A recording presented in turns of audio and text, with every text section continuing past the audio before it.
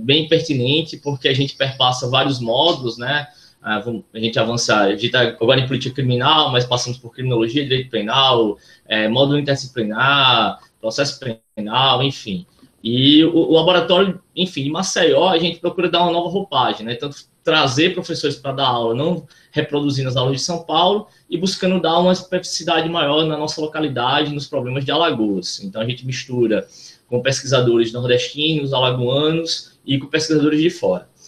Para terminar o nosso ano com chave de ouro, como o professor Marcos Mello falou, a gente trouxe aqui o Vitor Dita, né? O Vitor, em específico, Vitor, tu me marcou bastante aquela tua palestra do Encontro Brasileiro, do Grupo de Criminologia Crítica, quando tu falou lá de morte-presença, né? Até hoje, até comentei com o Maurício ontem, eu conversei contigo no Instagram, e até hoje esse conceito me marca bastante, e você, desde aquele dia, eu fico martelando isso, você e Renato, né? Renato agora vereador por Curitiba, uma alegria imensa. Então, eu passo só a palavra para a Carol. Carolzinha, tem alguma questão para falar antes da gente passar a palavra para o Vitor? Pode falar, Vitor. Interromper os protocolares, mas ali eu não sei se a Natália Cavalcante mencionou ali para esperar um pouquinho, não sei se tem alguma coisa que ela queria contribuir ali. Ela mesma, Vitor. A Natália e a Carol. É o movimento queer, né? Porque ela tá usando a conta da Nath. Vai lá, Carol. Entendi. Era isso que eu ia comentar, né? Que Natália, na verdade, sou eu. Ou era para esperar, porque por questões técnicas eu estava tentando entrar pelo computador para iniciar a gravação. E era sobre a gravação que eu queria falar com vocês.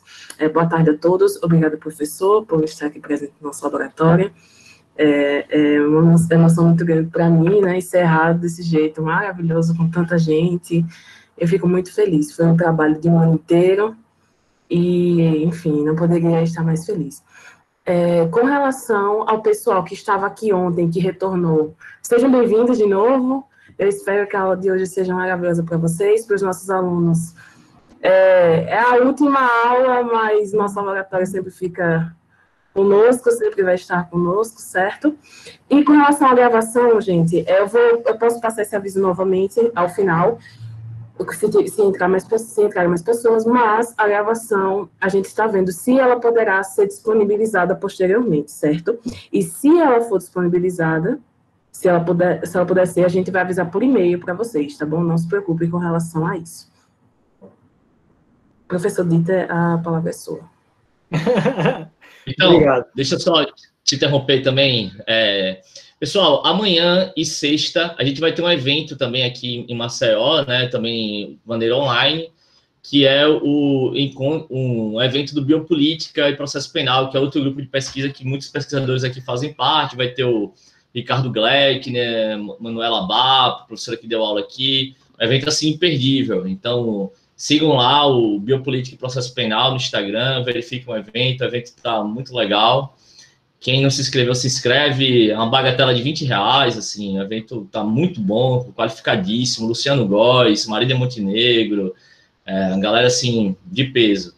Então, chega junto, ajuda aí o evento. Até o próximo ano, o Biopolítica está fazendo evento estratégico para que no próximo ano a gente faça um evento ainda melhor, de forma presencial. Então, siga lá o @Biopolítica Processo Penal no Instagram, para que a gente possa estar também contribuindo com esse evento. Vitão, desculpa aí. A palavra está contigo. Valeu. Então, é Carol, né? Então, obrigado, Carol. Obrigado, Roberto. Obrigado também ao Marquinhos, que eu conheci hoje também. Obrigado a todos vocês aí. Eu só, antes de começar diretamente, queria fazer uma pergunta, né?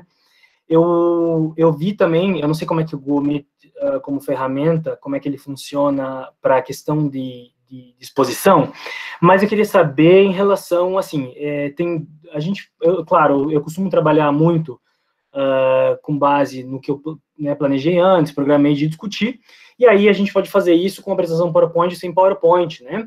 E eu não sei como é que vocês sentem em relação a isso, porque eu não sei se, por exemplo, dá para me ver enquanto dá para ver o PowerPoint também, né? Porque são coisas importantes, eu acho. E aí eu não sei como é que funciona. Então, se vocês tiverem como me dar uma ajudada antes de começar nesse sentido, eu também ficaria muito feliz de entender. Claro, Vitor. Mexe o mouse, você vai ver na parte de baixo, apresentar agora. Tá. Beleza. Bora lá, então. Aí, clica aí nessa parte de apresentar agora. E eu compartilho daí só a janela que eu quero, no caso. Isso, exatamente. Que no caso é só apresentações do Google, o PowerPoint, não sei. Na hora que eu fizer isso, eu não vou ver vocês. Então, eu vou depender, se vocês tiverem dúvidas, comentários e tal, que vocês levantem a voz e sintam-se à vontade de fazer isso, né? Porque, afinal de contas, é 1h30, né? Pelo menos que eu planejo de discutir, conversar um pouco. E aí podem surgir questões no meio que, né, podem fazer mais interessante a discussão, e sintam-se à vontade de fazer isso também, né? Tô vendo que, inclusive, tem gente que está levantando a mão ali. Desculpa lhe interromper, mas se o senhor quiser, o senhor pode enviar esse PowerPoint para mim, eu passo, o senhor pode ficar vendo os alunos enquanto o seu PowerPoint. Acho ótimo. Como é que a gente vai fazer isso, então? Eu posso mandar para o Roberto? Vitor, encaminha para mim. Ótimo. Acho ótimo. Acho que isso resolve bastante da dinâmica aqui, inclusive, aí eu consigo ver o que está acontecendo, né? Ó, segue aí por WhatsApp e daí vai ser encaminhado ali e vai apresentando, né? Então, bom. Então, enquanto esse processo vai acontecendo, não sei se o Roberto recebeu, mas se não recebeu, você me avisa, tá bom? Então, enquanto isso, eu começo já me apresentando um pouquinho, né? O Roberto, quanto a Carol...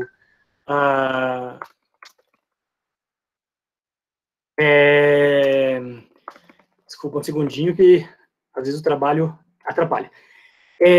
O Roberto apresentou um pouquinho, né, de que aquele primeiro encontro que tivemos em São Paulo, né, com a gente estabelecer essa camaradagem na criminologia, que acontece muito, e por isso que é um pouco triste, né, a gente ter que fazer esses encontros virtuais, mas o lado positivo é que dificilmente eu estaria viajando agora para qualquer lugar para fazer qualquer apresentação, né, acho que qualquer pessoa, e isso facilita também um contato de todo mundo e essa circulação de ideias mais flexível, né? Então, tem um lado negativo e um lado positivo.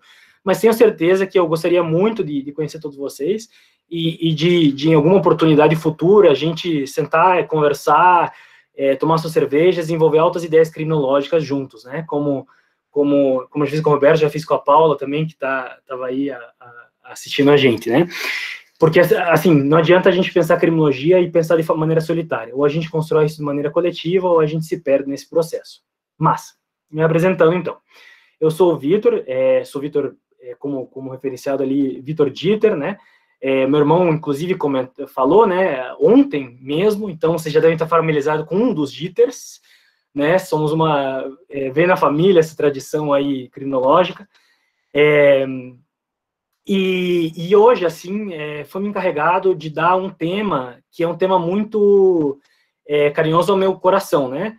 Que é o tema do realismo crítico e criminológico, do realismo crítico criminológico, realismo criminológico, né?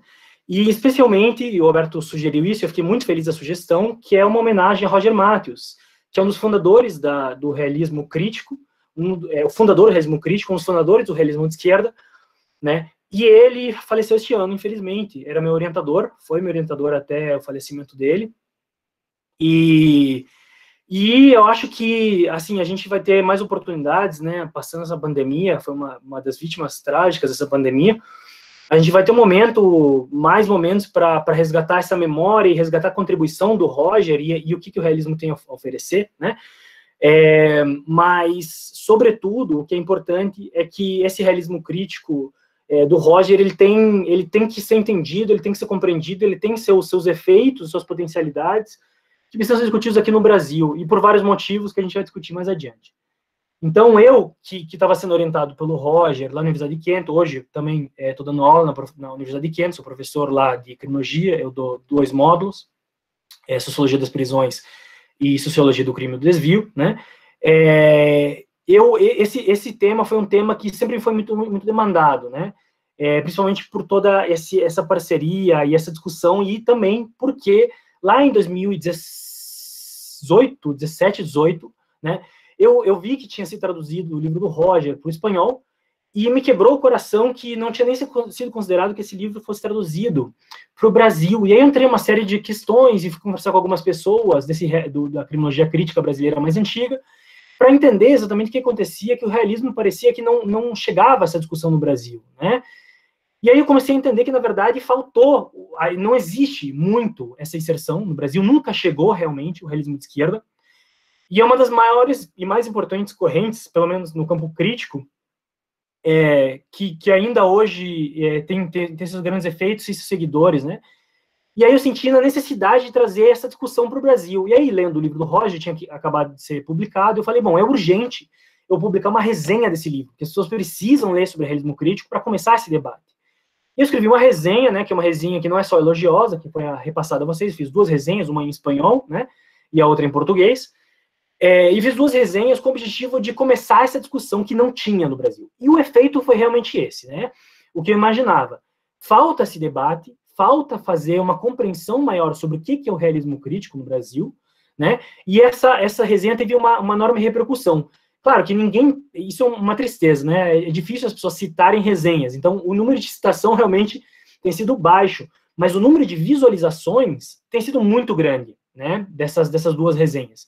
Então, constantemente, quando eu vejo lá na Academia.edu, eu tenho mais ou menos, por dia, uns 3, 4, 5 acessos, e é só essas resenhas, que as pessoas vão lá para ler e discutir elas, né? No qual, basicamente, a gente tenta discutir qual que é a contribuição do realismo crítico, o que ele tem de potencialidades, o que ele tem de limites, o que a gente pode fazer com ele. E eu acho que a razão pelo qual ele tem reverberado tanto, principalmente no momento que eu publiquei essas resenhas, foi o desconhecimento que as pessoas tinham mesmo, a falta de conhecimento sobre o que é o realismo crítico, de um lado, e de outro lado também, o que dá para fazer com isso, né? Que é algo que é muitas vezes esquecido. Então, hoje, eu tenho, basicamente, com vocês aqui, 3 grandes objetivos, tá? E que se divide em 3 sessões da nossa discussão. Um primeiro, que é o que tem mais slides, né? Mas é o que eu também vou passar, que é os slides que eu também dou para ensinar, quando a gente tem que falar de realismo de esquerda, eu utilizo essa base, esses slides na Inglaterra também. Então, que é um primeiro, que é uma introdução ao que é o realismo de esquerda, né? O que se trata o realismo de esquerda em termos gerais, né? Então, primeiro, essa inserção, essa discussão geral no Brasil, que não chegou, ou chegou de maneira muito retalhada, né? Um segundo momento, no qual a gente entra no livro do Roger Matthews, a gente entra na proposta em particular do realismo crítico, né? E, por último, o encerramento, no qual a gente fala e como é que a gente pensa isso de acordo com as potencialidades que isso tem no Brasil e os limites da criminologia brasileira atual, né? Então, é mais ou menos isso que eu pensei e planejei para a discussão de hoje. Então, aí eu vou contar, não sei quem está passando, se é o Roberto ou a Carol, mas vou pedir para vocês passarem o primeiro slide,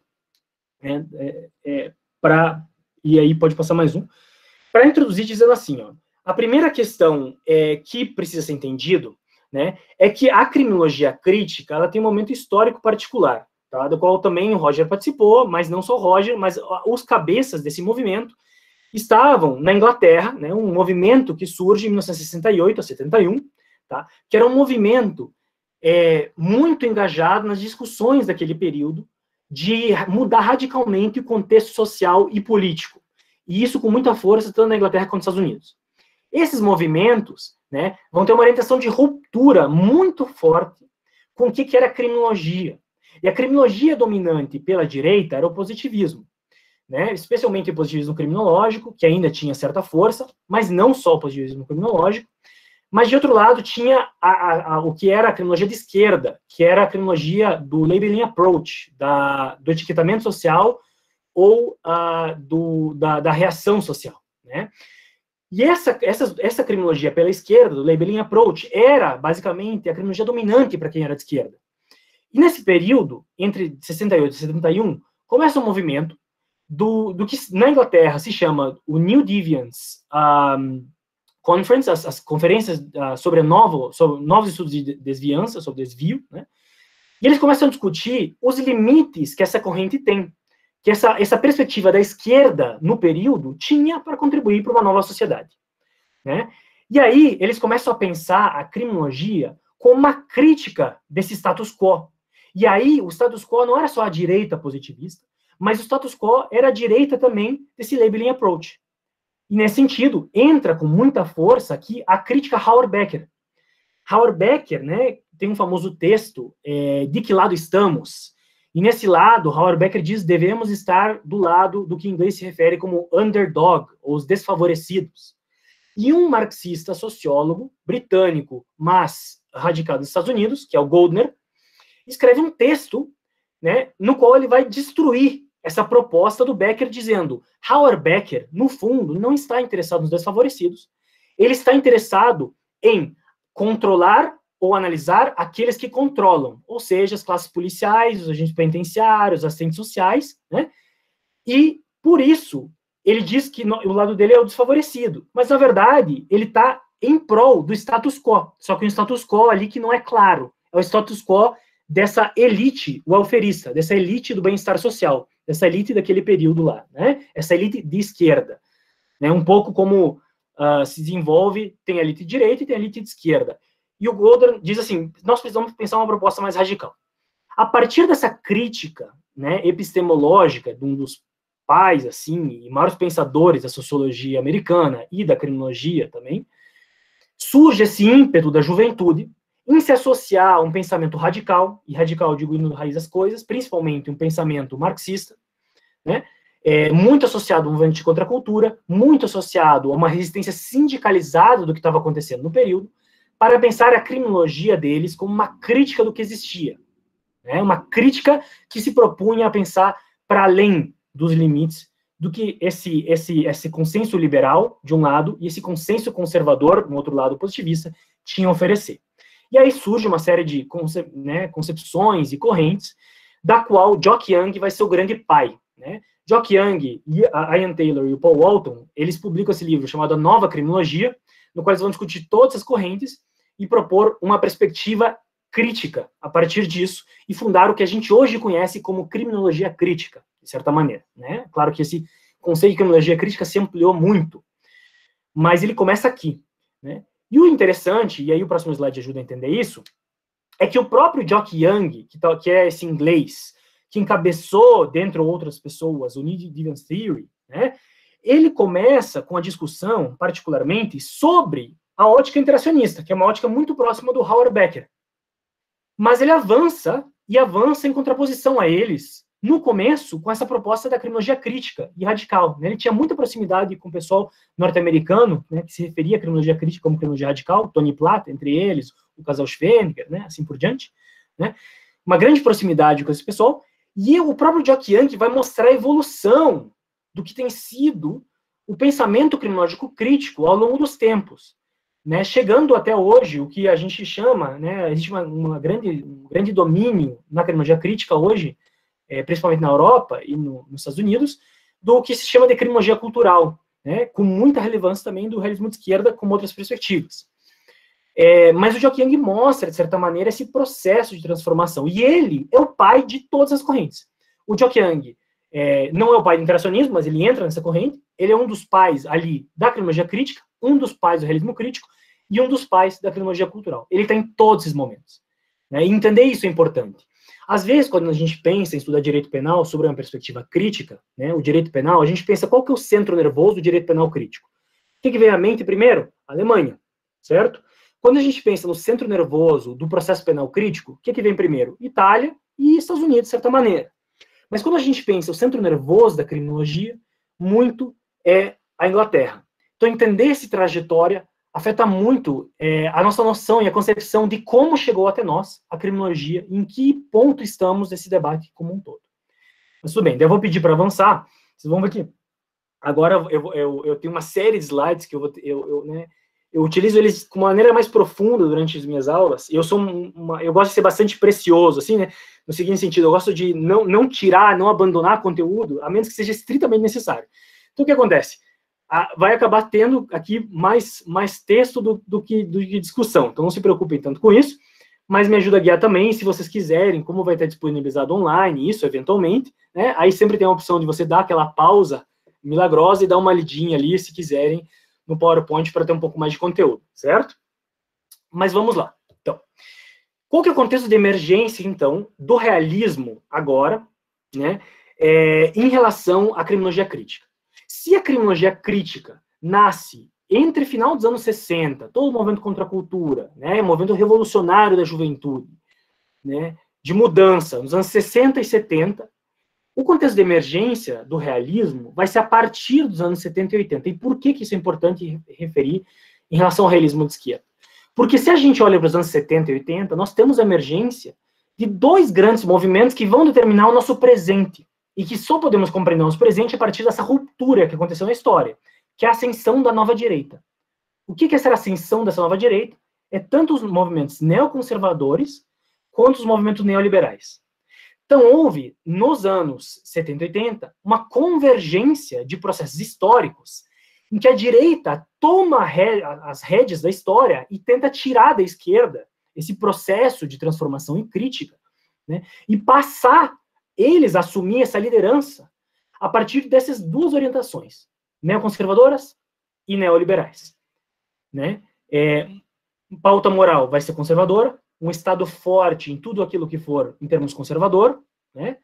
E um Estado fraco em tudo aquilo que for de economia liberal, de economia de mercado. Essa era a proposta sobre essa estrutura e que vai montar nos Estados Unidos, vai se refletir mais adiante na eleição, primeiro, numa reação um pouco conservadora no Richard Nixon, ali numa visão mais conservadora do mundo, mas principalmente com o Ronald Reagan, né, nos anos 80, que a questão vai ganhar essa associação desses dois movimentos, conservador e neoliberal.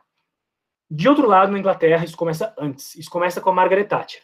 Né? Então, esses dois países vão ser centrais para essa ofensiva da direita.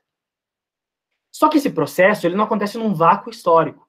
Ele ocorre dentro de um contexto no qual há um grande aumento das taxas de criminalidade oficial. As taxas de criminalidade começam a ampliar e crescer muito. Não exatamente no começo do neoliberalismo e do conservadorismo, um pouco antes. Né? Já todo aquele aparato welfarista, aquele pessoal da assistência social, aqueles criminólogos de esquerda ou de centro-esquerda já estavam indicando que parecia ser que a engenharia social que eles tinham criado de integração social, distribuição de renda, não estava dando um efeito em redução de criminalidade. E eles não estão sabendo muito como reagir em relação a isso. E os conservadores tomam essa pauta para dizer, bom, se a esquerda liberal não tem capacidade de lidar com o fenômeno do crime, nós sabemos como lidar com o crime. Né? E aí vai tomar essa rédea, especificamente em relação aos homicídios, o vandalismo, o uso de drogas, que dispara nesse período, para a expansão de políticas de lei e ordem. Né? O que políticas de mão dura a gente se refere. De outro lado, a direita, desse realismo de direita, dessa nova direita, vai acusar o pessoal anterior de ser idealistas, de não terem capacidade de lidar com o fenômeno do crime. Tanto é que eles, no poder, deixaram que a coisa degringolasse. Né? E eles, como direita, vão trazer e resolver o problema como um todo. Né? Então, se tiver como passar o próximo slide, por favor. Então, assim, primeiro vamos identificar de que se trata esses dois movimentos que acontecem nos anos 70. Né? Isso é muito importante, porque muita gente hoje não distingue ambos, mas existem duas frentes de combate no campo, digamos, conservador criminológico e liberal criminológico. Existem dois campos de combate no que se pode denominar a direita criminológica. De um lado, nós temos o neoliberalismo, né, que vai criar um fim do consenso pós-guerra de que o bem-estar social é positivo, a distribuição de renda é positiva, vai se propor o enxugamento do estado de bem-estar, as privatizações e a desregulamentação do mercado, principalmente primando pela ideia de responsabilidade individual. Esse é um dos pressupostos do neoliberalismo. Mas vejam, o neoliberalismo é, sobretudo, contra o Estado em todas as esferas, inclusive penal. Enquanto o neoconservadorismo vai ter uma atitude diferente. Vai defender, sobretudo, defesa da família tradicional, essa ideia da atitude do confrontamento policial para manter a ordem sobre a desordem, especialmente em mente estava a ideia dessa bagunça social da esquerda, quanto o que estava acontecendo da bagunça social nos guetos, né? E aí criando uma discussão que conclamando a sociedade a um apelo contra aquilo que é imoral. Então há duas grandes vertentes aqui que vão ter muita força nessa definição do que a criminologia de direita vai se consolidar. Se tiver como passar o próximo slide também, eu agradeço. Então, vamos lá. Aí, o que acontece? A criminologia conservadora é uma dessas primeiras abordagens, e ela vai beber muito desse movimento neoconservador, e vai ter digamos, a época de ouro da criminologia conservadora surge nos anos 80, permanece com muita força nos anos 90, e hoje está sendo resgatada. A criminologia conservadora era muito ignorada, seja pelo pessoal que era liberal, quanto por esse pessoal bem-estar social e esse pessoal marxista, porque ela parecia não ter um refinamento teórico, né?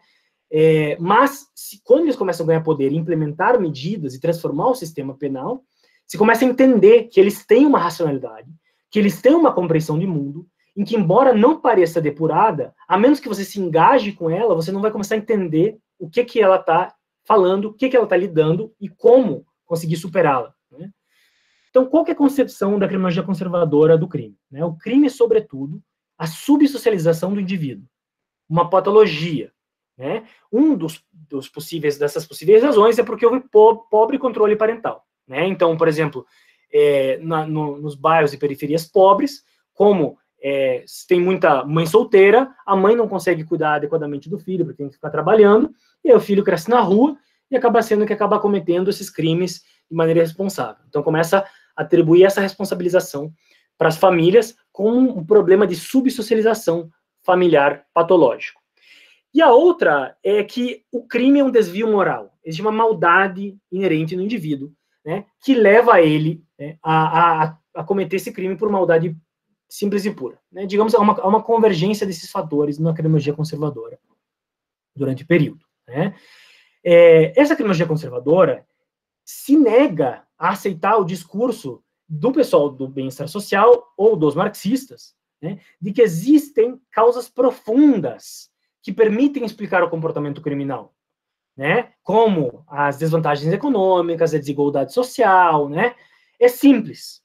Existem pessoas com comportamentos errados e a causa pode ser localizada imediatamente no indivíduo. Não precisa explorar coisas para além do indivíduo. Eles se negam a explorar essas causas profundas, né? E uma das razões também é porque essas causas profundas, para os conservadores, são muito difíceis de mudar, né? Então, quando o marxista diz, veja, o crime é produto da sociedade capitalista, ele diz, bom, mas você vai mudar o capitalismo? Né? Não tem como alterar o capitalismo. Então, o que você vai fazer em relação ao crime? Ou então, porque essas tal de causas gerais têm problemas de identificação direta no comportamento imediato do indivíduo. E, portanto, para os conservadores, são completamente suficientes e não são capazes de dar conta do conceito de crime.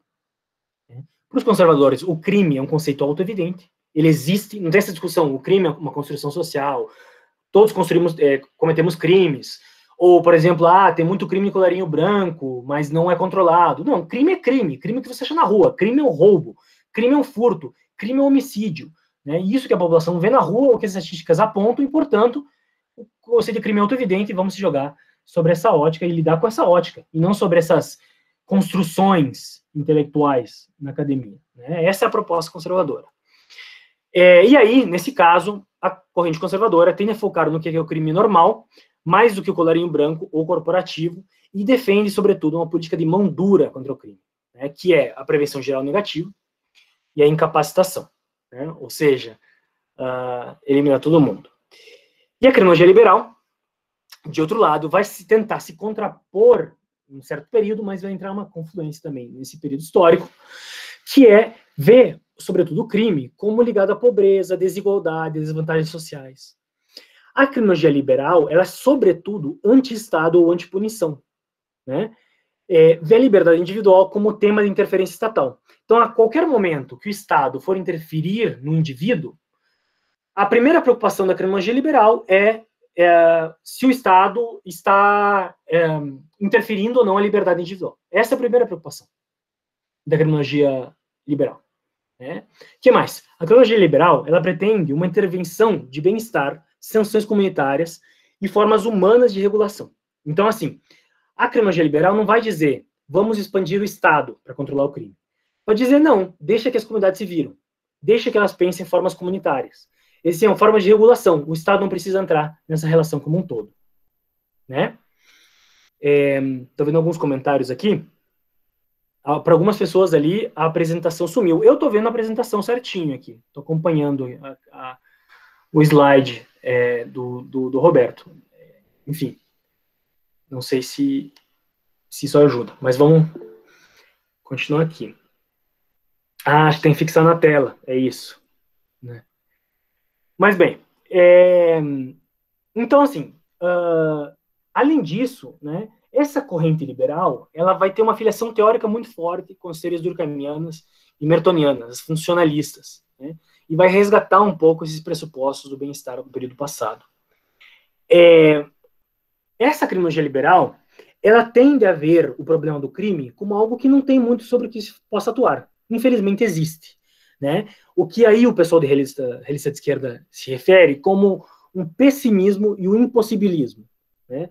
Existe, não há muito que possa ser feito, ele está lá, e simplesmente se a gente se meter, a gente só vai criar mais problema, que é o famoso lema, né? Nothing works, nada funciona. Então, por exemplo, nas prisões, se eu quiser criar reabilitação, eu só vou criar mais poder e opressão. Não tem o que possa ser feito, né? Então, se a gente comparar os dois, por exemplo, no campo conservador, nós vemos o ato desviante, sobretudo, como um ato patológico ou uma ganância moral, né? Enquanto que o liberal vai ver como fruto da pobreza ou da deprivação das pessoas. No enforque, o campo conservador vai ver o crime com a perspectiva normal ou de rua, ou seja, aquilo que interessa, aquilo crime que é auto-evidente, aquilo que a gente vê todo dia. Enquanto que o liberal vai ver o crime como uma reação social, ou seja, não é a pessoa cometendo o crime, é a interpretação que se faz daquilo. A criminologia conservadora vai entender, sobretudo, a visão sobre o criminoso como um indivíduo patológico, do qual precisa uma intervenção estatal sobre ele, enquanto a liberal, uma visão humanista, sobretudo uma vítima do sistema. A orientação política da criminologia conservadora é de ser mão dura, lei e ordem, enquanto a criminologia liberal, o bem-estar e o reducionismo penal, sobretudo, uma premissa de não intervir, não interagir, sobretudo, não intervenção. Uma perspectiva política do conservador é pragmática, não está interessada em causas profundas, é o que fazer em relação à política de punição. Enquanto na liberal, a preocupação, sobretudo, é em relação não vamos engajar, não vamos piorar as coisas. Então é pessimista ou idealista. Isso um dia talvez melhore quando a gente melhorar a sociedade como um todo. A criminologia conservadora tem uma atitude muito pró-Estado, enquanto a criminologia liberal tem uma perspectiva muito anti-Estado e punição. Pois bem, essas duas correntes, postas desse jeito, são o foco do que vai ser a crítica inicial que a criminologia realista vai observar como um problema, né? Como dois opostos que a gente teria que se posicionar de maneira diferente como criminólogos críticos. Aí eu peço para passar a slide ali. Aí, assim, nesse processo, no qual tem essa emergência, né, desse conservadorismo muito forte, com uma força neoliberal também, e de outro lado, essa tal da criminologia liberal parece não oferecer as ferramentas para resolver nada, parece só se ausentar da discussão criminológica, começa a surgir, digamos, um grande debate dentro da esquerda, inclusive no campo criminológico, no qual se pergunta por que a esquerda falhou, por que, se toda essa mobilização que conseguimos nos anos 60 e 70, apesar de tudo isso, por que agora somos política e culturalmente marginalizados? Como que esse processo se deu? E nessa revisão histórica, nesse choque, né, começa, tiver como andar ali, por favor, no slide, começa, então, um processo de autocrítica na esquerda, tá? Que vai conformar duas vertentes. Tá? Uma que a gente pode denominar como utopismo e distopismo, que vai ser acusado pelo realismo de esquerda como um idealismo de esquerda. Tá? E esse rótulo, idealismo de esquerda, foi inventado pelos realistas de esquerda, mas mais tarde o pessoal que era acusado de ser adota para eles esses rótulos. Né? E, de outro lado, uma outra perspectiva que vai dizer não precisamos nos engajar com um debate realista, mas precisamos fazê-lo pela esquerda.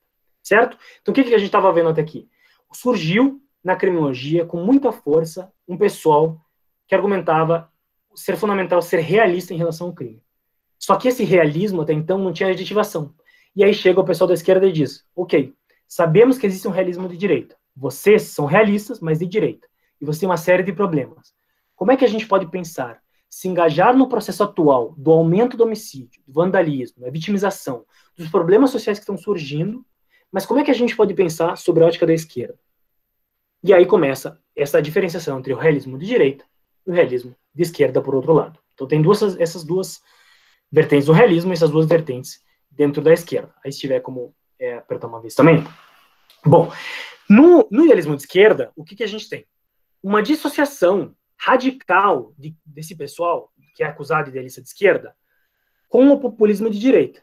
Sobretudo, uma reação contrária ao uso do aparato estatal, né, inclusive contra o crime, né, e propondo uma transformação urgente e radical. Propondo que a gente não pense mais em se engajar na política do Estado, porque nós estamos perdendo e não vamos ganhar, né, porque o populismo e a população tende a ser conservadora e a gente não vai ganhar esse campo.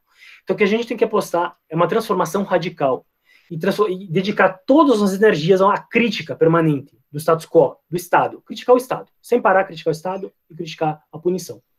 Esse deve ser nosso objetivo como idealistas de esquerda. Não, nesse sentido, digamos, a atitude do idealismo de esquerda é revolução sim, reforma não. Revolução sim, pragmatismo não.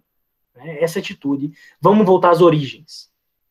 Enquanto que o realismo de esquerda vai dizer é necessário uma ênfase à crítica desse tal de populismo punitivo, né? Mas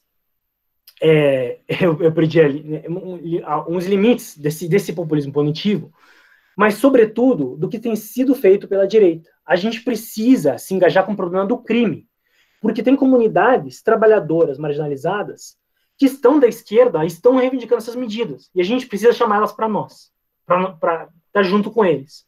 Precisamos fazer um trabalho de mobilização social. E isso significa pensar não revolução sim, reforma não, mas reforma e revolução. Porque não existe como conseguir a revolução se a gente não se engajar com o Estado, inclusive em como devemos lidar com a punição e fazer a atuação dentro da punição estatal.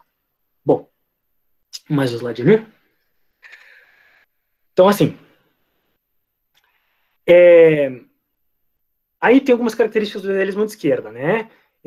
Uma das características desse idealismo de esquerda é a ideia de que o Estado sempre é autoritário. E, portanto, qualquer atuação autoritária, mesmo pela esquerda, é negativa. Né? Muita influência aqui da ideia de stalinismo, dos processos de Moscou também, por exemplo. Né? Esse idealismo de esquerda, ele vai criticar e questionar a ideia de crime. Né? Então, o crime é uma construção social. E tanto o pessoal que é liberal quanto o pessoal que é conservador não consegue entender que a gente consegue lidar com isso a partir do discurso. E que o objetivo principal talvez seja a denúncia, né, nesse campo do idealismo de esquerda. E quando se trata das atitudes que acontecem na rua, os idealistas de esquerda teriam uma visão mais romântica. Veriam um crime, esse crime popular, esse crime que acontece nas ruas, como um crime de resistência. E aí, a famosa crítica do Jock Young, né, que agora é um realista de esquerda, dizer que esse pessoal são guardiões do zoológico do desvio. Né? Eles querem olhar para aqueles que cometem um desvio como um zoológico, que é observar o que eles estão fazendo e proteger eles da intervenção estatal. Né? São guardiões desse zoológico do desvio, e a gente, como acadêmicos, como criminólogos, então a gente vai lá e observa o que está acontecendo e protegendo nossos objetos de observação. Né? E aí, claro, o idealismo de esquerda denuncia o crime dos poderosos, sempre denuncia, mas a resolução nunca é pelo Estado penal, porque se recusa a legitimar o Estado penal. Né? E aí as campanhas políticas vão ser sempre de baixo para cima contra os excessos do sistema de justiça criminal. Então, o problema é o excesso, a vitimização do sistema de justiça criminal, a vitimização do Estado, e assim por diante, assim por diante. Né? E nisso, a crítica que acompanha é que produz, como consequência, um pouco interesse na vitimização, ou que poderia ser os danos causados pelo crime como um todo. Né?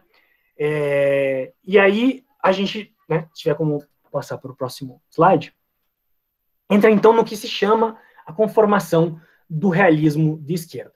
Quais são as bases de formação do realismo de esquerda? De um lado, essa crítica à direita. De outro lado, a visão de que é necessário superar o que eles denominavam de idealismo de esquerda. Né? E aí, junto, eles entram com o que estava surgindo com muita força na época, que é o feminismo e a vitimização. Né? Os realistas de esquerda, e por isso muitos correntes feministas vão ter uma forte associação com o realismo de esquerda, vão ser realistas de esquerda. Né?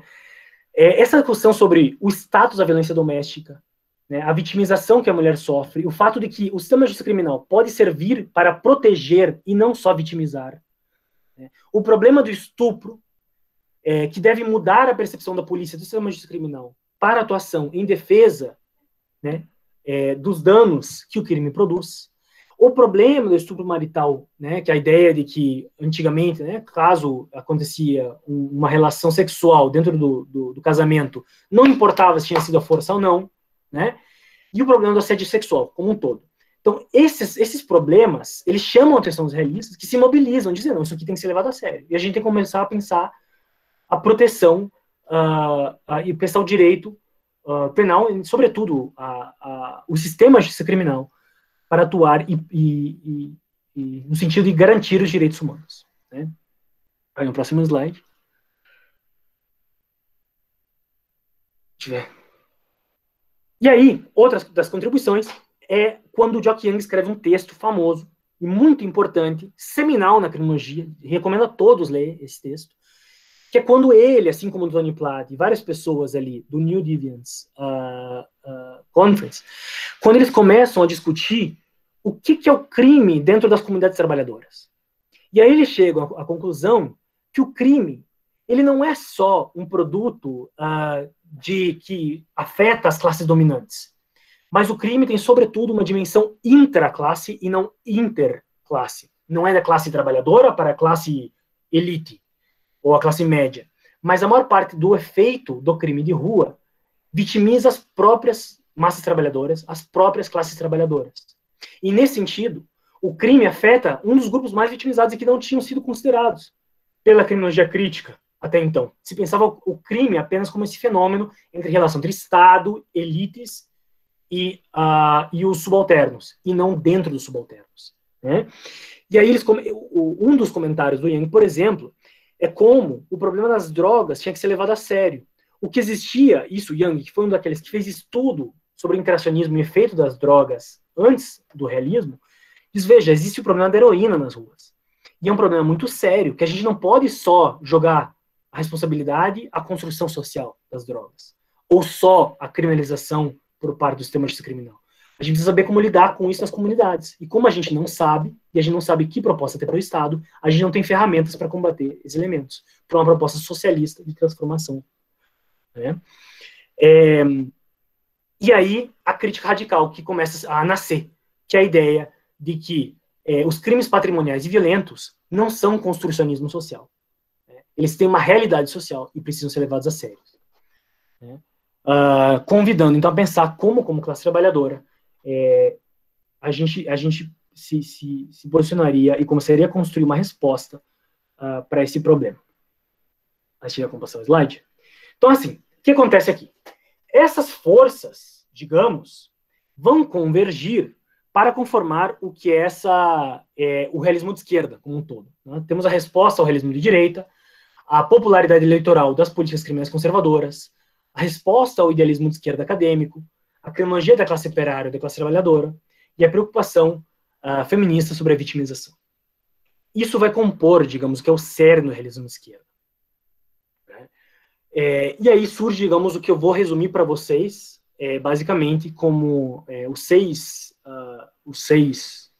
princípios, acho que tá, ou 6 bases, deixa eu passar o slide, do que é o realismo de esquerda. Aqui alguns textos chaves, né, que vão surgindo ali. Vocês podem ver em 84, começam os primeiros grandes textos, né, de consolidando, e vão nos conduzindo até o momento contemporâneo, né, para refletir o problema do crime. Enfim, próximo slide. Aí, 6 pontos chaves, digamos, que vão consolidar o que a gente pode compreender como criminologia realista de esquerda. Primeiro centralidade das classes sociais. O crime, ele não é uma realidade geralmente interclasse, via de regra ele é intraclasse. Como a gente não entende o fenômeno do crime no seu ato e reação social dentro do fenômeno de quem é vitimizado, a gente não sabe falar o que é crime. A gente precisa pesquisar essa realidade. 2. É muito importante compreender não só a reação social, mas a vitimização. Porque a vitimização afeta e costuma afetar quem é mais vulnerável. E isso tem que ser levado a sério. 3. Rejeição ao relativismo. O crime não é uma construção social arbitrária na cabeça de um jurista ou na cabeça de um policial. O crime, ele é uma relação social. Né? E aí, como relação social, ele tem causas, ele tem processos por trás. Como, por exemplo, a deprivação relativa.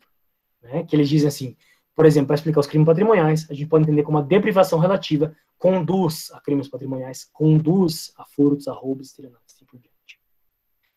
E aí eu vou pular o quadrado do crime, já eu comento o quadrado do crime.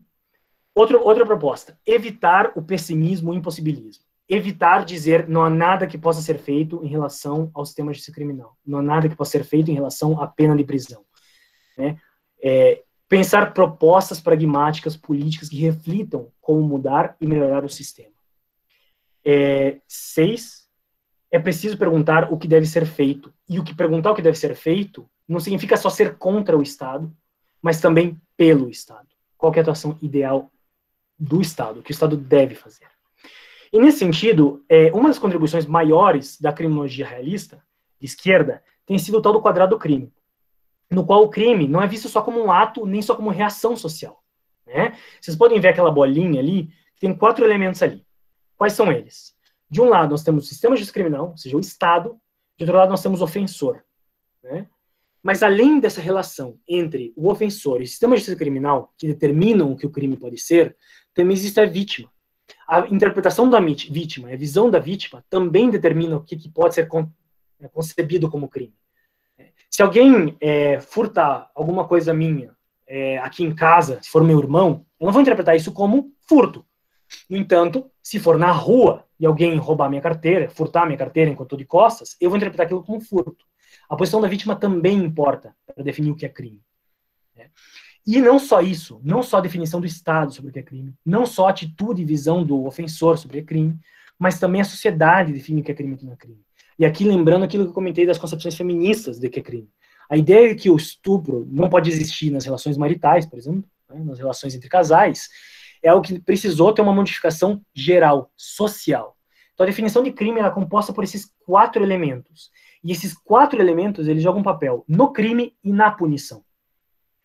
Esses 4 elementos seriam centrais para entender o crime como uma relação social. É na interação entre esses 4 elementos que a gente pode pensar o que é crime e como ele existe na realidade. Então, são esses 6 pontos chaves do realismo de esquerda.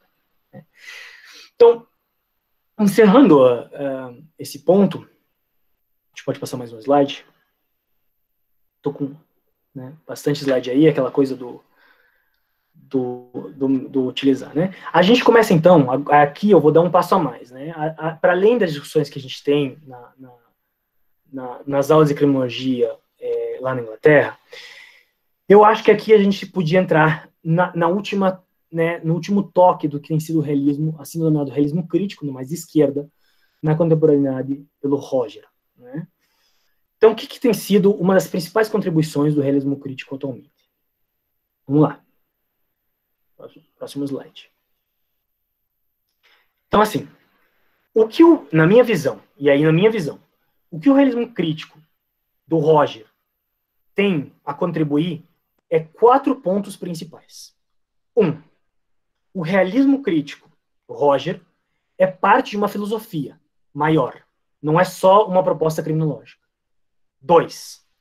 Ele se propõe a contribuir e discutir de forma inovadora a questão do crime e da punição no momento contemporâneo e nos permite dar ferramentas para isso. 3. Ele nos dá método para poder pensar a criminologia contemporânea sobre novas bases, uma epistemologia própria. E 4, ele inova em coisa que a criminologia atual, a criminologia crítica atual, às vezes é deficitária. Então vamos começar pelo primeiro ponto ali, para compreender por que eu acho que esses pontos são os que o Roger tem a contribuir nesse realismo crítico contemporâneo. Primeira coisa, o realismo crítico, criminológico, ele tem uma associação com o que é uma corrente ontológica e epistemológica na filosofia, chamada realismo crítico ou chamada realismo transcendental. Né? Alguns conhecem, às vezes, como o marxismo britânico, ou o materialismo histórico britânico, no campo filosófico, pelo menos. Né? Que é uma discussão, sobretudo, sobre ciência, sobre compreensão de ontologia e epistemologia. Essa filosofia realista crítica, que o Roger puxa para o livro dele, né, se propõe, no campo filosófico, como uma alternativa ao positivismo e empiricismo e ao relativismo e construcionismo. Então, assim, o que isso tem uma contribuição enorme? Se, de um lado, o realismo crítico nega a ideia do empiricismo vulgar, né, como, por exemplo, as teorias da escolha racional, o realismo tradicional, né, as teorias da escolha racional, aquela que pega a realidade fenomenológica, acredita nela como bruta, né, como verdadeira, como suficiente para compreender o mundo, aquele que confunde epistemologia e ontologia, também o realismo crítico, ele é contrário a essa ideia de que a sociedade, o mundo, ele é só composto por discursos, ou que ele é só composto por construções sociais, né? Existe uma aposta que existe o sujeito e o objeto, e eles estão em interação, e eles estão se movendo, mas existe um objeto para além do sujeito, né? Então, profundamente arraigado, né, no combate às propostas pós-modernas, ou pós-estruturais de visão de mundo, né, que confundem, mais uma vez agora, epistemologia com ontologia. Entendem que conhecer o mundo é o mundo, né? Então, essa separação fundamental. De outro lado, existe um resgate na questão da filosofia realista crítica, da questão da causalidade. Qual seja, é importante compreender que os fenômenos sociais, eles têm causas. Eles não são fenômenos que pipocam, acontecem no caos. E isso é parte do processo de análise histórica. Olhar para o processo histórico e tentar entender nessa multicausalidade, obviamente que nunca é linear, nunca é única, e nesse sentido eles se radicalmente diferenciam do empiricismo e do positivismo, né? Mas que nessa confluência de várias contingências, há processos que permitem que o social aconteça de um jeito ou outro. E, por último, uma diferenciação muito grande entre o que é ontologia e epistemologia, né? Uma coisa é o que é o mundo e outra coisa é o que é conhecer o mundo. E essa diferenciação é muito importante para poder avançar na ciência. Ô, Victor, deixa eu fazer uma pergunta a ti, para aproveitar esse gancho, até para não deixar para o final e ficar com muitos slides. Maurício, uma aula até que o Matheus Felipe perguntou ontem, falou que o crime, ele não é o causal, mas são determinações não determinantes, né? E me parece que o Maurício parte exatamente desse ponto, né? Eu sempre quis pegar essa definição de determinações não determinantes para a construção do crime do criminoso, né? E parece que é exatamente nesse ponto do realismo crítico que o Maurício bebe dessa tradição, né? De que o crime não é uma relação causal, mas é uma contingência de determinações não determinantes. Eu estou certo disso? Se puder também comentar mais um pouco. Resgatar o conceito de determinação determinante, eu não sei dizer em específico. Assim, eu fui lá beber um pouco na tradição do realismo crítico filosófico.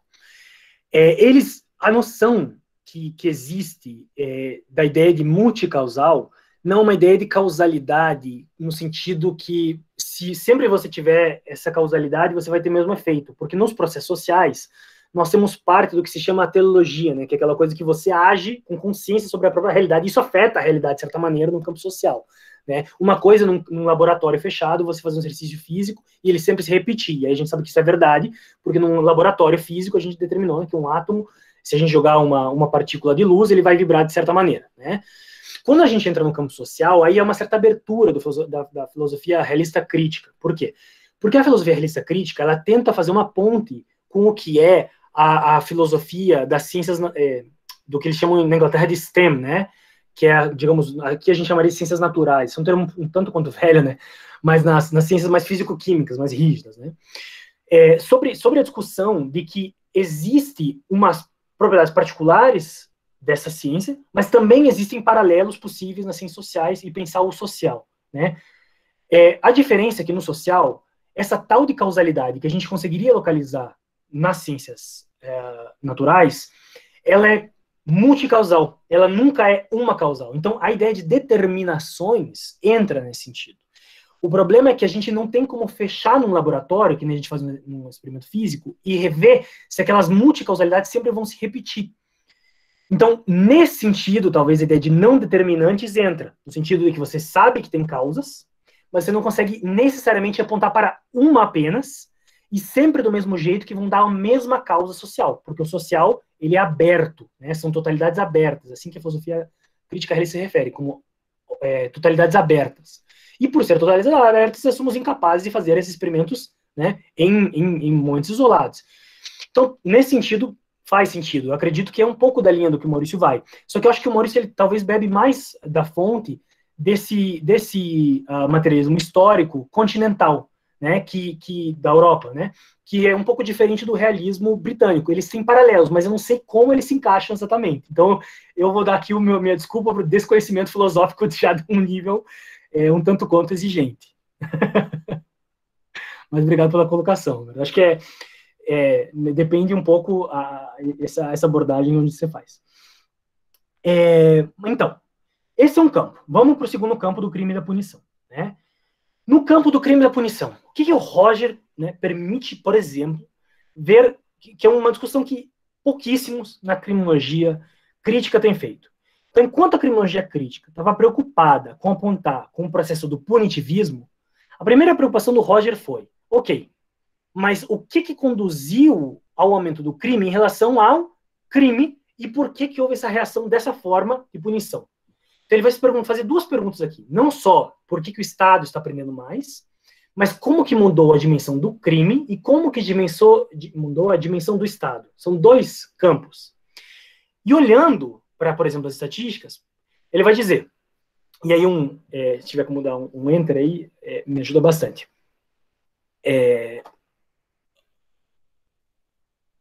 Não é passar o slide, mas apertar uma vez ou passar isso. Ele vai dizer assim, ó, pronto, aí, esses dois tá ótimo. Um dos problemas centrais é quando a gente olha para as taxas de criminalização, a tese dominante liberal é que há um punitivismo, e foi o punitivismo que tem aumentado o encarceramento nos anos 80, 90 e até agora. Eles assim, isso não é verdade. O que houve foi um aumento em relação ao crime. E esse aumento em relação ao crime coincidiu com uma reação estatal de maior encarceramento. Mas o punitivismo não explica por que o Estado aumentou o crime. O que explica por que o Estado aumentou o crime é porque essas forças políticas tentaram lidar com o fenômeno do crime como tal. E por que isso é importante? Porque quando ele diz que o processo social do punitivismo, né, ele não é a modernidade tardia, como um conceito aberto, não é o populismo como um todo, ele diz, se você compreender as causas que estão por trás, você entende principalmente por que estagnou o encarceramento em massa. Por que o encarceramento em massa disparou de 78 nos Estados Unidos ali, na esquerda, até 2002, mas desde 2002, a taxa de encarceramento nos Estados Unidos se mantém estagnada, inclusive descendo, subindo, mas descendo, não tem aumentado mais, né?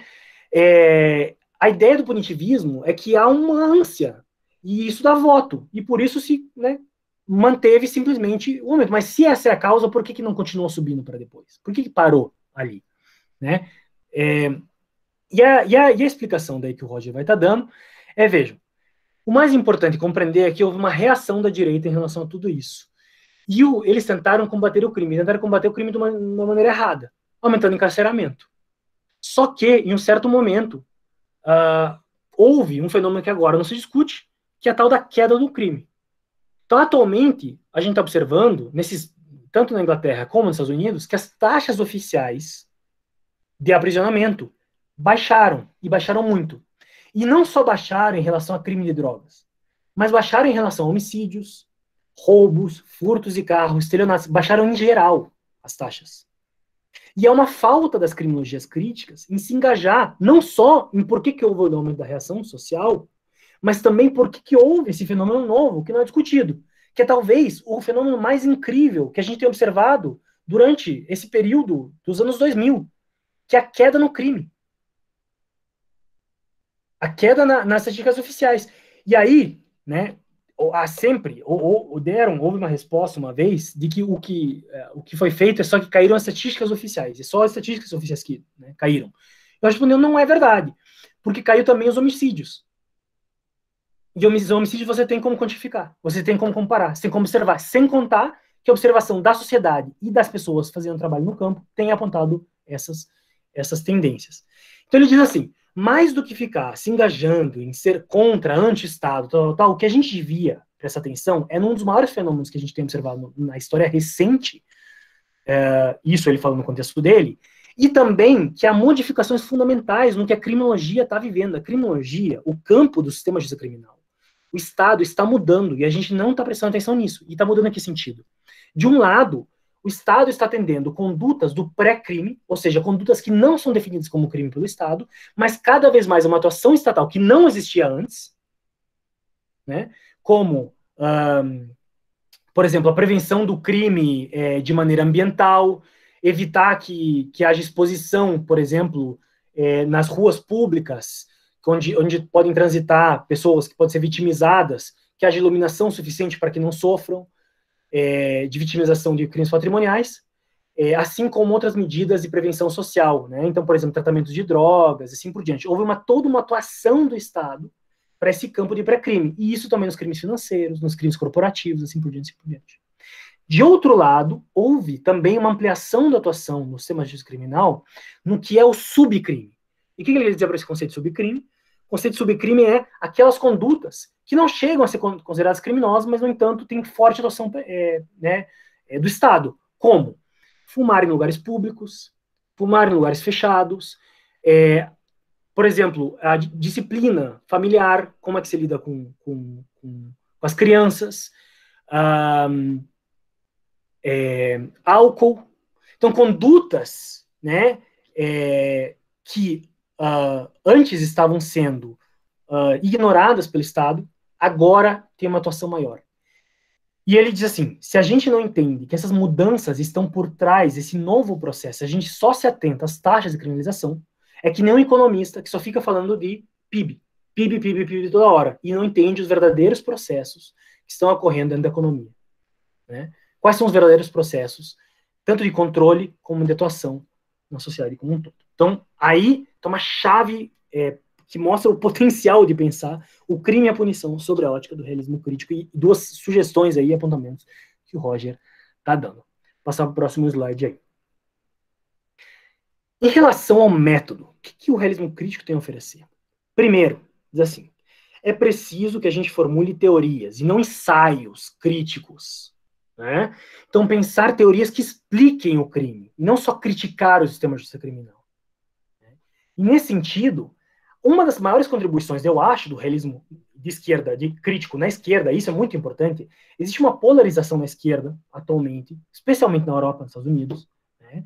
E aí acho que a Paula, sabe, como eu, né, a gente sentiu muito isso, não sei se a Paula está lá, mas se a Paula estiver entre nós, ela também deve ter sentido muito isso, é que, infelizmente, a coisa tem se polarizado, no qual a direita faz pesquisas quantitativas e a esquerda faz pesquisas qualitativas. Né? E, de certa maneira, tem um certo sentido, né? Porque a direita se nega a fazer pesquisas qualitativas, a entrevistar, a ver a visão de mundo, de quem é tanto o criminoso, quem é vitimizado. Existe uma certa rejeição por parte da direita em fazer isso. A direita quer se associar ao controle penal e, portanto, tem um conforto maior em fazer pesquisas de estatísticas. É o que eu mais encontro no meu campo de pesquisa, que é o campo de atuação sobre, por exemplo, gangues prisionais, facções prisionais, pesquisas quantitativas que comparam qual que é a continuidade do comportamento de gangue dentro e fora da prisão, sabe? Colocando uma estatística que não tem valor nenhum, sabe? Mas que alimenta ali uma criminologia acadêmica que está diretamente associada, depredando esse campo do Estado para se fazer útil de algum sentido. Né? Então tem um monte desse tipo de pesquisa inútil, mas o que é importante do realismo crítico, na minha visão? Ele diz assim, veja, embora haja essa dicotomia entre os dois, pesquisas quantitativas também podem valorizar muito a crítica. Um comentário ali da Paula. A Paula está ali ainda. Obrigado, Paula. É bom saber que a Paula está ali. Está ali a Paula comentando ali. Depois, inclusive, a visão da Paula disso é muito importante, né? Porque acho que ela entende mais cronologia cultural nesse sentido do que eu ou qualquer um outro ali. Mas nesse sentido que é possível você fazer pesquisas quantitativas e que tenham, sim, um potencial crítico. Então, parar com essa coisa de, né, opor métodos. É possível você extrair métodos empíricos quantitativos que sejam progressistas e, a partir disso, transformar a realidade. Mas também é possível os métodos qualitativos, não rejeitar o outro, não é nenhum nem outro. Essa abertura, eu sei que no Brasil pode não parecer muito, mas para quem, né, principalmente a de esquerda, quer fazer pesquisa quantitativa, e a estatística inferencial e estatística descritiva podem ser muito úteis e ter um potencial muito explicativo, muito grande explicativo, isso é libertador no realismo crítico, né? Eu acho, pelo menos. Ele rejeita essa polarização. Ele diz o importante é localizar as causalidades, a multicausalidade que está por trás. E não um método é mais puro ou menos puro que o outro. Né? Que mais?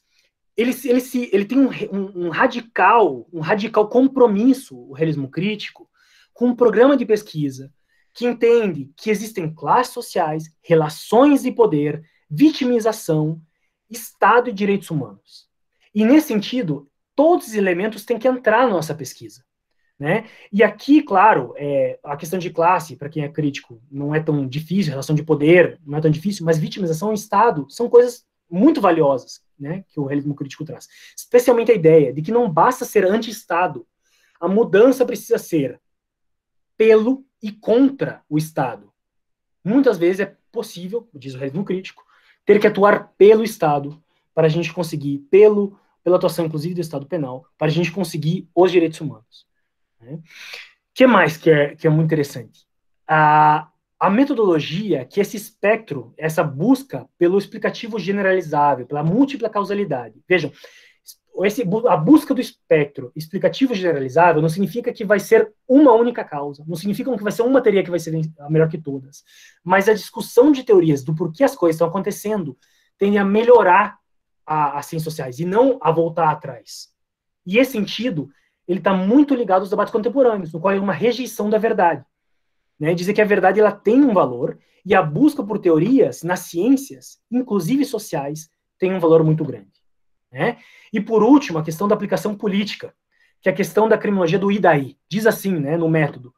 E o Roger me incomodava muito com isso, que é a minha pesquisa. Né? Toda hora eu escrevia o texto, falei, é isso aqui que eu estou pensando. E ele olhava para mim, lia, e ele dizia, muito interessante, Vitor, mas e daí? E daí que o PCC está fazendo aquilo assado? E daí que a prisão está assim? Qual que é a repercussão política do que eu estou pensando? Qual o efeito prático? O que é a reforma? Como a gente pensa o sistema jurídico criminal a partir do que a gente estuda? Né? E para além do que ele denominou, e aí um dos artigos mais citados, né, do British Journal of Criminology, que era que o Roger, né, publicou, que é o para além da criminologia do e daí, né? Beyond So What Criminology. Né? Enfim, aí o próximo slide. Então, e a quarta contribuição que eu acho é que isso eu senti quando eu li ele e eu falei, poxa, esse debate tem que chegar no Brasil. O que exatamente tem que chegar no Brasil? A gente precisa um senso crítico criminológico. Nós precisamos uma discussão que esteja um teor contraintuitivo do que é dominante na nossa criminologia hoje e que seja, sobretudo, antiliberal.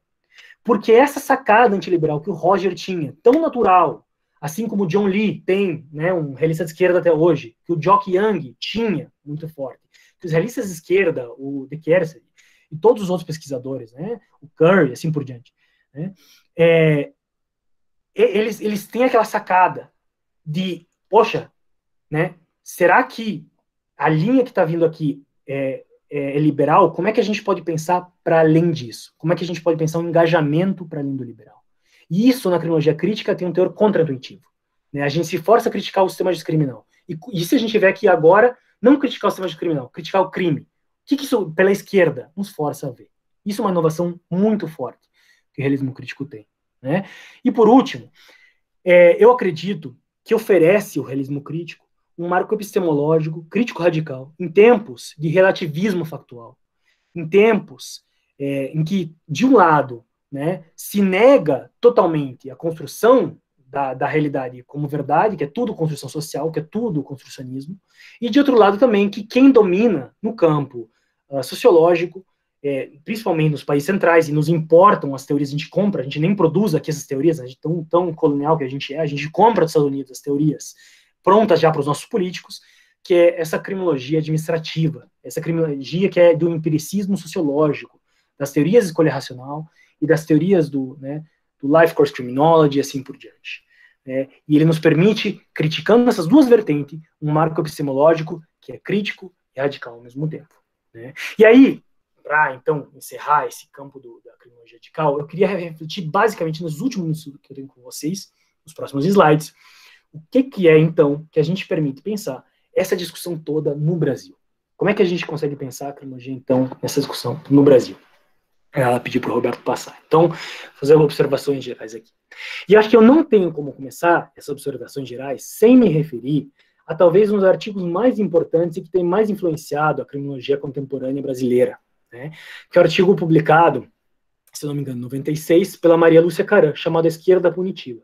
Que, aliás, é um dos artigos mais interessantes e com mais repercussão, acho, da revista Discursos Sediciosos, né? O que a Maria Lúcia Caram aponta nesse artigo? Estamos vivendo, lembrando, quando ela escreve esse texto, na década de 90, no qual tem uma ascensão muito forte do realismo de direita no Brasil, né? O neoliberalismo aqui, a gente acabou de passar por uma privatização brutal, né, a partir do Collor, e aí depois com o Fernando Henrique Cardoso. E ela vai apontar uma das críticas fundamentais ali ao que estava sendo a interpretação de alguns sociólogos, né, pesquisadores, em relação ao fenômeno desse tal de populismo punitivo. Diz assim, ela acha que há uma ingenuidade por parte dos movimentos sociais, né, em querer, né, reivindicar o campo punitivo. Pretender, por exemplo, atacar a cifra dourada, ou seja, né, os crimes de colarinho branco, pretender atacar os crimes de colarinho branco. Não tem como, né, o direito penal não é instrumento para isso. Em acreditar no discurso do crime organizado, que a gente tem que combater o crime organizado, né, e o combate à corrupção. É uma ingenuidade, a visão dela, a gente apostar que esse combate, esses campos aí vão trazer algum progresso, né? E, de outro lado, ela aponta, se a gente, né, de um lado ingênuo, e se a gente comprar essa luta, nos conduz a um autoritarismo acrítico. E aí ela diz, literalmente no texto, um stalinismo, né, em apoiar o poder punitivo, que desvia a atenção do verdadeiro problema social, né, que é a desigualdade social, a marginalização e as classes subalternas. Né. Se tiver como apertar uma vez o Enter, não passar o slide, mas... E aí ela fecha, dizendo, não necessariamente fecha, mas no texto, muito marcante isso, ela diz assim, qualquer reforma punitiva conduz à vulnerabilidade das classes subalternizadas. Né. Por que esse texto é tão importante? Porque para muitos, quando o realismo de esquerda estava se desenvolvendo na Europa e nos Estados Unidos, vai haver uma rejeição por parte da criminologia crítica brasileira, da absorção da discussão que está acontecendo lá, no Common Sessions, no European Group, na criminologia, nos grupos de criminologia crítica nos Estados Unidos, nos grupos de criminologia crítica no British Society of Criminology, né? E vai ter uma rejeição desses debates para dizer, aqui a gente vai adotar a vertente central, que é qual se originou a criminologia crítica no Brasil, que é, sobretudo, antiditadura militar, no qual o Estado é, sobretudo, violento. E nós somos, sobretudo, anti a violência estatal. E o direito penal não pode ser pensado fora desse marco. Né? E, digamos, esse texto vai um pouco centralizar e ser muito determinante para, então, colocar o realismo de esquerda na imaginação de muitos autores da criminologia crítica brasileira que nunca foram estudar o realismo de esquerda, né, como o realismo de esquerda como parte desse problema social. E eu pedi para passar o slide, por favor. Né? Então, o que acontece? Aqui, a política do criminologia crítica brasileira vai ser, sobretudo, contra a ideia de pragmatismo, né, a ideia de que o realismo pragmatista, e a única possibilidade, né, que existe, e está no texto da Maria Lúcia Caram, é pensar e planejar o socialismo. Então, o que acontece? E aí, não segurar um pouco para não passar todo o slide ainda, surge, então, o potencial do realismo crítico no Brasil. Por que acontece? O texto da esquerda punitiva, se vocês pararem para ler, não é direcionado ao realismo de esquerda, mas sim ao populismo de esquerda que se apoia no realismo de direita. E que exemplo que eu posso dar com isso? Especialmente os governos de esquerda nos Estados Unidos e na Inglaterra, seja o Tony Blair, né, no começo dos anos 2000, quanto o Bill Clinton, em meados dos anos 90, eles negaram as contribuições do pessoal de esquerda e puxaram esse pessoal conservador e liberal para ditar a política criminal. E é isso que esse texto está apontando. É essa a crítica fundamental que ela está direcionando ali. Existe um problema em adotar o realismo, principalmente aquele realismo de direita, que é a vertente conservadora, sobretudo, né, esse pragmatismo conservador. No entanto, e isso eu queria fazer essa ressalva, e no entanto, Não é o que a Maria Lúcia Carré diz nesse texto. Mas a radicalização da premissa ali, tá, tem impedido a nós pensar e levar a sério o problema do crime no Brasil. E a gente, com isso, deu monopólio da direita para discutir o que é o crime e como controlar o crime. Em que sentido que a gente não leva a sério o crime? No sentido que o Brasil tem tido um dos maiores aumentos de homicídios, de violência, de roubo, enfim, de crimes no último período, e a gente não tem conseguido dar uma resposta pela esquerda em como o Estado Penal deve atuar. A gente tem apenas dito, não atue, ou tenha uma prisão mais humana. Né?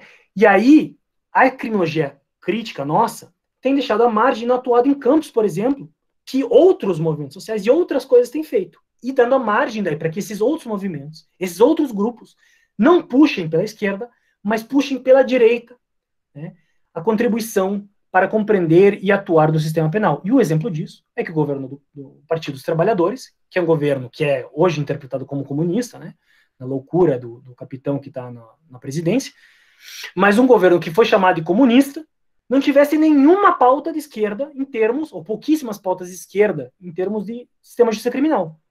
Porque nós não atuamos lá, nós não chegamos lá, nós nos limitamos a criticar a coisa.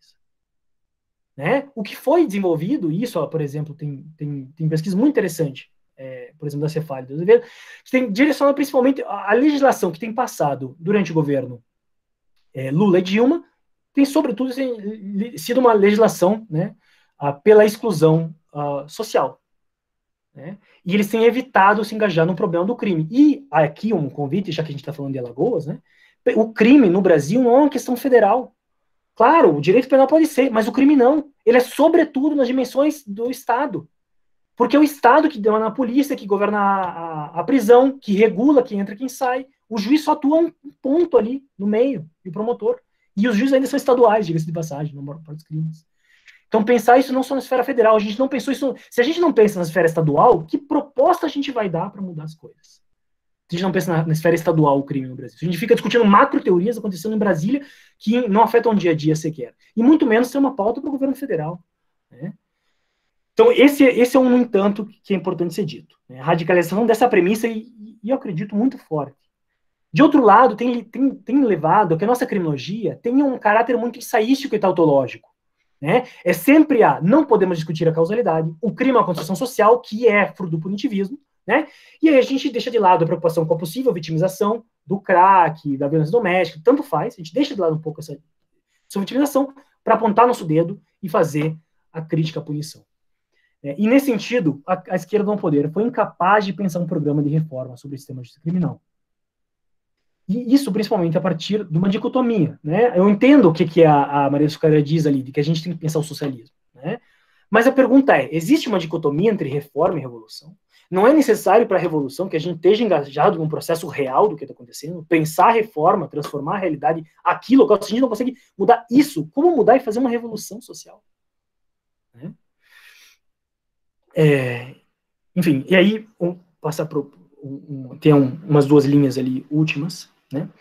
E isso, eu acredito também que no campo da pesquisa, isso tem conduzido um pouco, infelizmente, não a todos, né? Mas é uma preguiça epistemológica crítica contemporânea. Né? A gente sabe como criticar, na criminologia crítica brasileira, como criticar o Estado, a gente já sabe qual que vai ser a crítica, e a gente repete as mesmas críticas. A punição está aumentando, a polícia é violenta, né? E isso se reflete, olha os dados que eu estou achando aqui, olha aquilo lá, que é sempre os mesmos dados, é sempre o aumento do encarceramento no Brasil, é sempre as denúncias do que a polícia brasileira faz, os absurdos da militarização, e a gente fica girando no mesmo, sem de fato pesquisar, sabe? Vamos pensar um exemplo, a questão das drogas. A gente critica tanto a abordagem das drogas no Brasil. Quantos pesquisadores da criminologia foram conversar com o pessoal que fuma crack na rua? Foram compreender as determinações de quem fuma crack na rua, quem faz tratamento de dependência química, quais são os fatores que conduziram a fumar crack, por que param, por que não param, esses caras são trabalhadores ou não são? Vivem todos na rua? Quem são pessoas, quais a relação que eles estipulam com isso? Qual a relação policial com crack? Eles prendem realmente quem é marginalizado, fumante de crack? Como se dá em relação às outras drogas? Sabe, não existe estudo nesse sentido na criminologia. A sociologia está fazendo seu campo, e por isso a gente devia ser mais sociológico também, a gente devia aprender com isso. Mas não fazemos. Pouquíssimos. É claro que existem, Mas o fato de que existem, a exceção não é o que nos constitui, é a regra que nos constitui. E a regra é a falta de. Né? Que mais? No campo, e isso também tem sido muito interessante para pensar o que o realismo crítico tem a contribuir para nós, porque a nossa criminologia ela tem um caráter jurídico, sobretudo. E é um caráter jurídico ensaístico. Né? Ela, desde que a gente absorveu as contribuições da criminologia crítica nos anos 80 pelo Alessandro Barata, o que tem acontecido foi que a gente deu um salto da crítica ao direito penal, que era a proposta do Barata, né, que era a sociologia da crítica ao direito penal, para uma crítica aos meios de comunicação sobre a justiça criminal. Então, quantas pesquisas não saem dizendo crítica né, aos meios de comunicação, punitivismo nos meios de comunicação, né, a crítica aos juízes que são elitistas, né, nesse sentido. E, no campo da esquerda, um dos maiores problemas, vejo eu, por exemplo, é que a forma como a gente tem evoluído a discussão, como a gente pulou o realismo como etapa de debate, o que aconteceu foi que a crítica do Estado, que a gente faz, né, hoje está aparecendo como criminologia cultural. Então, antigamente a gente dizia, bom, agora criticamos o Estado, porque tem encarceramento, blá, blá, blá, blá, e agora que a gente está dizendo, bom, agora com a criminologia cultural criticamos os meios de comunicação, a sociedade, a cultura. Mas nessa mudança ensaística, nós não mudamos nada do que a gente está fazendo. Nós só fazemos mais do mesmo com outro rótulo. De criminologia crítica, estamos fazendo criminologia cultural, que se diz crítica, mas é mais do mesmo. Não houve um passo de mudança. E por isso que a criminologia cultural no Brasil não tem nada a ver com a criminologia que está sendo feita lá fora. A gente absorveu muito pouco desses ensinamentos, porque a criminologia cultural lá fora teve aprendizados do Jock Young, que era um realista. E ele até o final da vida, e a Paula me ensinou isso, foi a Paula que teve mais contato com o Jock Young, a Paula me ensinou isso, o Jock Young morreu dizendo, no último livro dele, que é uma continuidade de pensamento, que a criminologia cultural não é diferente do realismo de esquerda. E a gente pulou uma etapa para adotar a segunda etapa porque é mais confortável para nós. A gente não precisa se conectar com a realidade, a gente não precisa se ligar com o campo empírico, se ligar com os dilemas da população, com os dilemas de quem se autodenomina criminoso, de quem é rotulado criminoso, de quem é policial, de quem é agente penitenciário, dos juízes e assim por diante. A gente não se liga com essas demandas. Né? E nesse sentido, a criminologia cultural aqui no Brasil tem vindo de forma, né, de análise de cultura pop, de arte. Muita pouca contribuição. Né? Não dizendo que não existem, né? Mas o que, mais uma vez, a gente não pode explicar a nossa corrente pela exceção, mas pela regra. Né? E existem trabalhos bons também, não estou querendo aqui também ser uma pessoa de 880. Né? E aí para fechar um pouquinho, e esse seria o último comentário, chegamos ao ponto no qual a gente vê, e tem que refletir um pouco, que o realismo esquerda não tem suas contribuições. Acho que esse debate a gente precisa resgatar, né? E existem, claro, limites, críticas, mas também potenciais.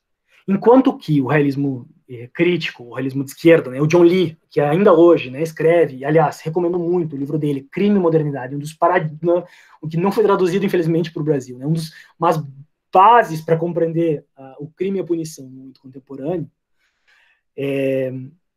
Enquanto que a criminologia realista tem um déficit na análise do crime dos poderosos, enquanto que a criminologia realista não conseguiu ter contribuições fundamentais, muito ricas que a criminologia cultural teve e tem até hoje. Né? A minha pesquisa tem um toque muito forte da criminologia cultural. Né? Enquanto que o realismo de esquerda não conseguiu mudar o pragmatismo dos partidos de esquerda, que tenderam para as criminologias dominantes e não para a criminologia de esquerda. Né?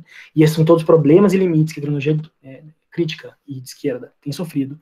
Por outro lado, ela tem uma tradição crítica e um potencial crítico radical, que é muito importante.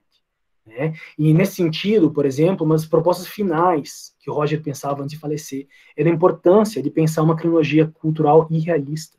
Então, quem sabe a criminologia crítica não precisa ser cultural e realista simultaneamente, em vez de um ou outro. Né? E aí também a questão que eles permitem nos pensar como que a gente vai lidar com essa coisa chamada Estado. Né?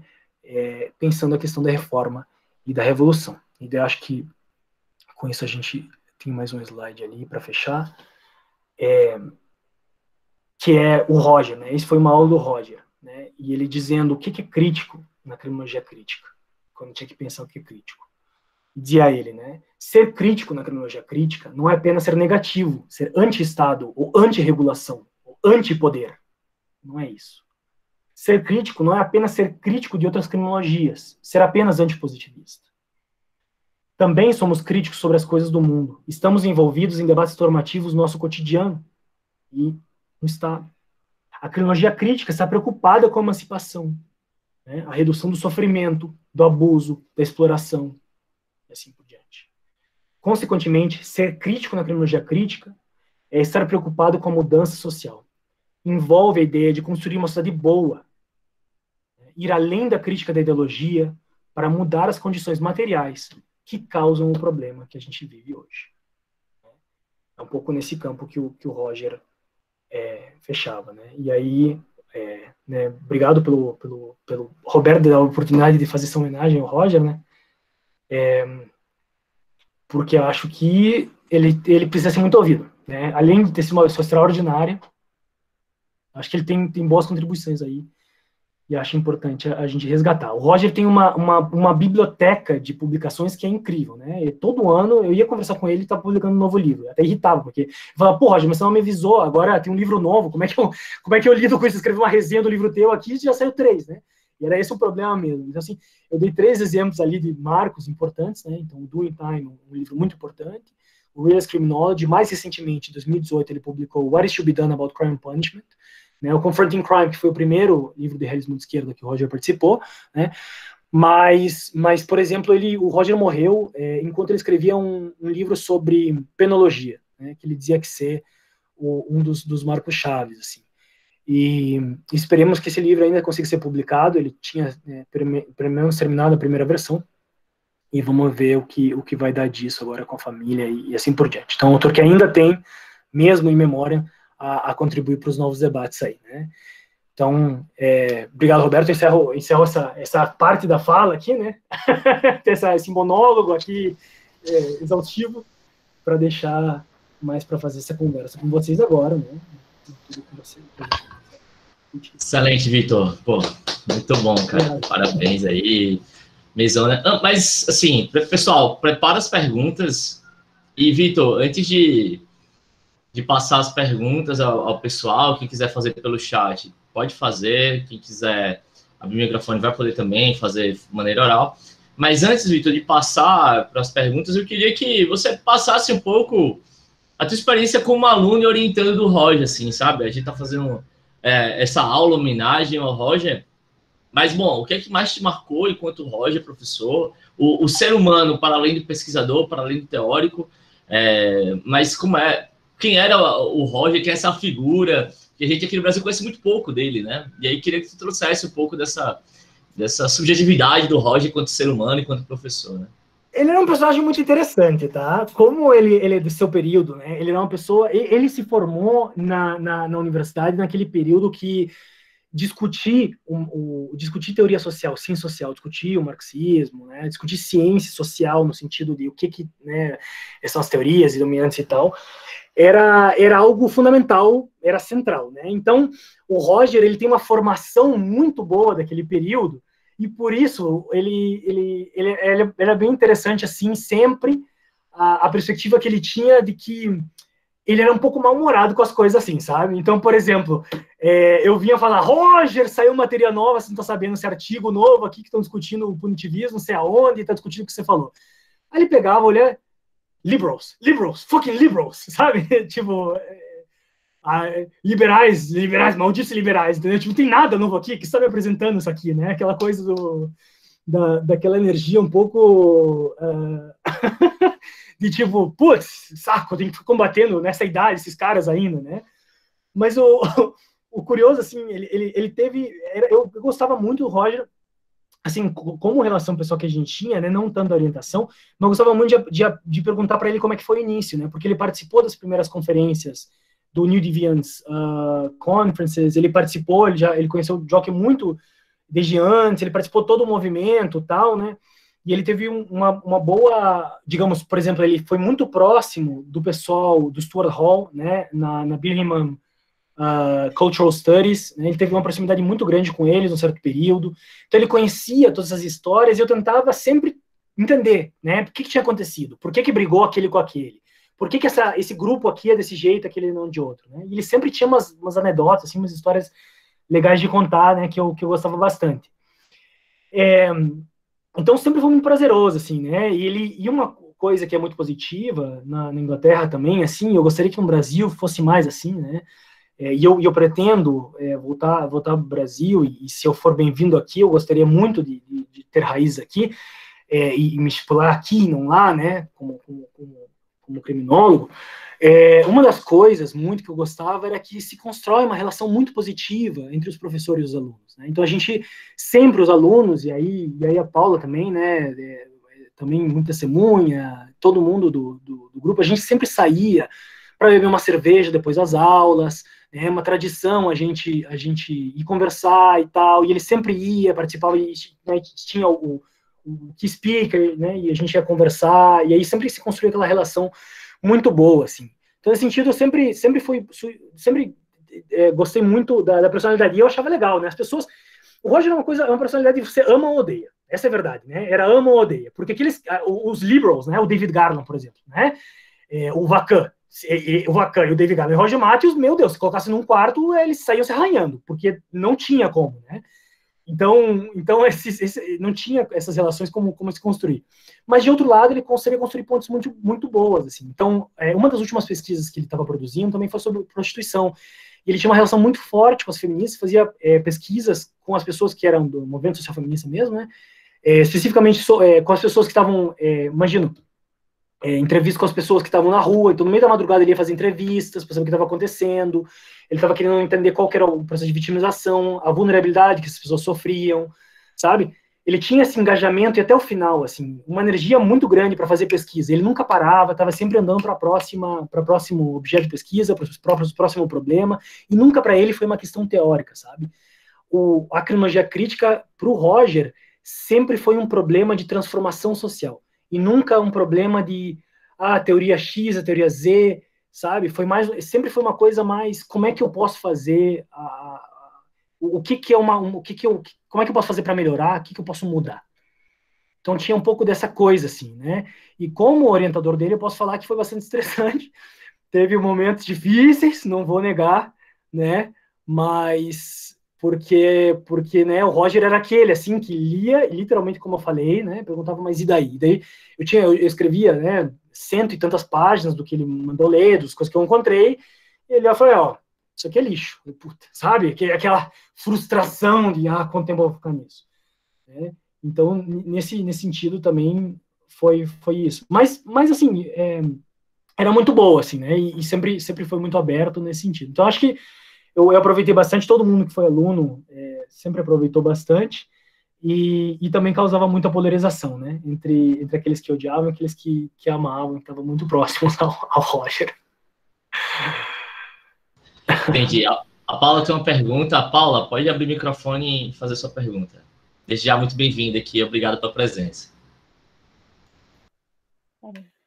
Tá. Eu vou fazer a minha pergunta com um comentário e vou pedir desculpas que eu vou ter que sair no máximo em 10 minutos porque eu tenho um compromisso, por isso levantei a mão logo. Então, assim, porque a minha pergunta era na linha do que tu acabou de perguntar, né? Vitor, muito obrigada pela tua fala. Eu conheci o Roger quando eu comecei o doutorado, em 2012, e me dispara o coração porque... para mim foi uma coisa muito impactante chegar aqui e ter contato direto com todos esses professores, autores que a gente estuda, que a gente hoje ouve falar, e a minha trajetória foi uma trajetória que, assim, eu nunca imaginava. Então, não tenho grandes orgulhos pelo título, mas pela trajetória, ter tido essa oportunidade, como o Vitor falou. E o Roger, ele tinha, parece que, uma grande expectativa de poder trabalhar temas na América Latina e tal. E quando ele me conheceu, ele estava muito curioso, porque eu fui a primeira brasileira no programa. Ele ficou muito decepcionado, porque o meu trabalho foi com pichação e é um tema para ele totalmente and so what, né? Mas quando o Vitor entrou, eu acho que aquilo para ele foi um alento, porque é justamente o tema de pesquisa dele, as prisões, né?